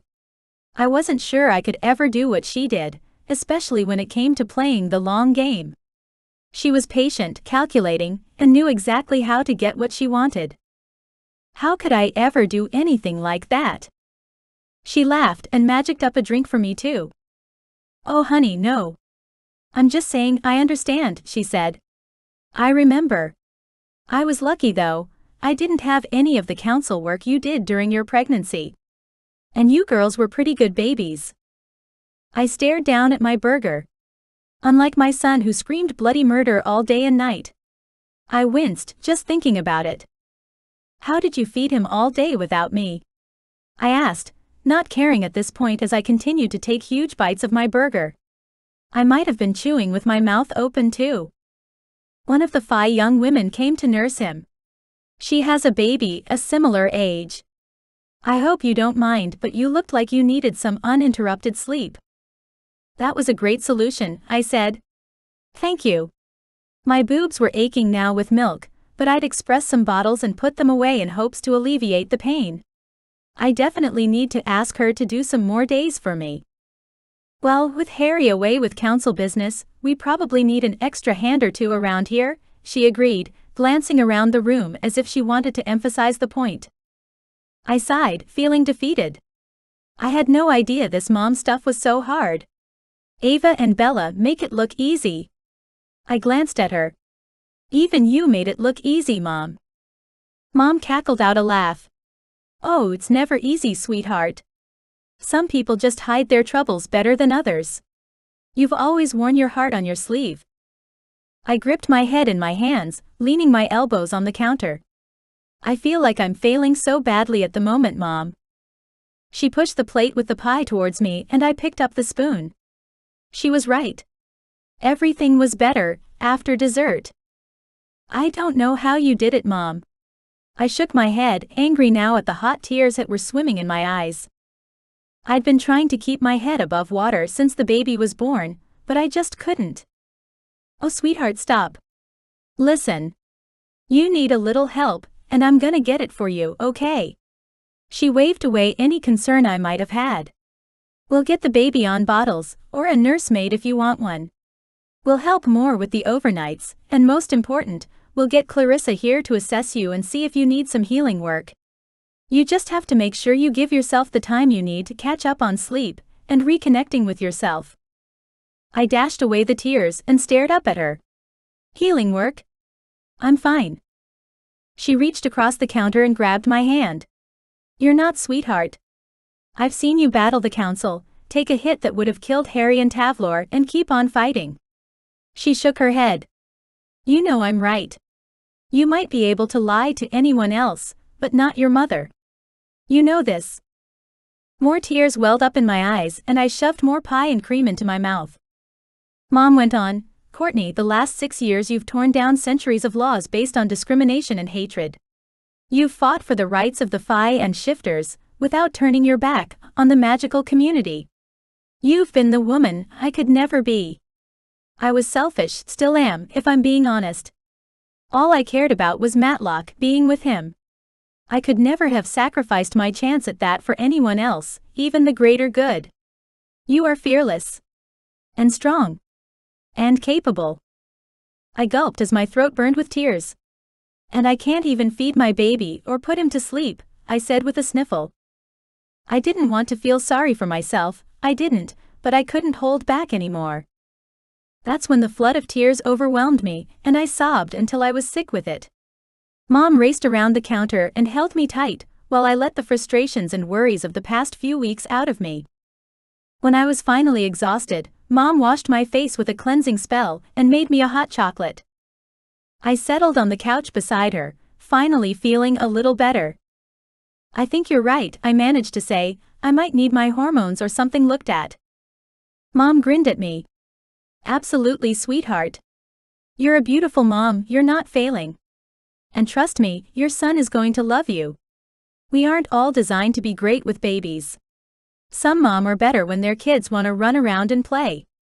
Personally, give me a baby any day." I chuckled a little, as images of growing up with 2 sisters filled my mind. Mom hadn't played with us much as kids. She taught us, but had mostly left us to play together. "That'll be me," I said. "I want to take him running and traveling. Teach him magic and to play with his cousins." "And he will, and you will," she said. "We've just got to look after you, sweetheart. Your body's gone through a lot between the poisoning, the attacks, the spells and the stress. You've more than earned a rest." I shuffled closer and put my head down on her shoulder. "Thanks, Mom. Maybe I could get a nanny in, so I could go to some of the council missions with Harry." Mom chuckled. "Sweetheart. You can do whatever you set your mind to." I smiled and closed my eyes. She was right. Not everyone's path was the same. I had an amazing husband and a baby, but my life was full of responsibilities that I loved, and maybe it was time to try and balance them all. The end of the Daughters of the Warlock series. A note from the author. Thank you so much for reading the final book in the Daughters of the Warlock series. It has been truly a labor of love, and a series that pushed me out of my comfort zones as an author. When I started plotting this series in 2019, I didn't plot. I still don't really. I'm known in the author world as a pantser. A writer that writes by the seat of their pants. But I was also a writer that wrote only standalone same-world trilogies, and often too short by some people's estimations. So I created this series, choosing to create 3 trilogies, continuous characters, and 1 world. Oh, and low heat. I'd never written low heat before. It was insanely intimidating, but I did it sort of. I wrote the first 5 quickly, then when they weren't selling and 2020 COVID stuff hit, and I gave birth to my 3rd child in August 2020, I canceled the remaining books, believing readers didn't like my series or my characters. But after going wide with my books, they were given a new lease on life, and I am so happy to say that the series is done. I made it just. And thank you. If you are reading this, you have bought the other books and you made it possible to finish this series.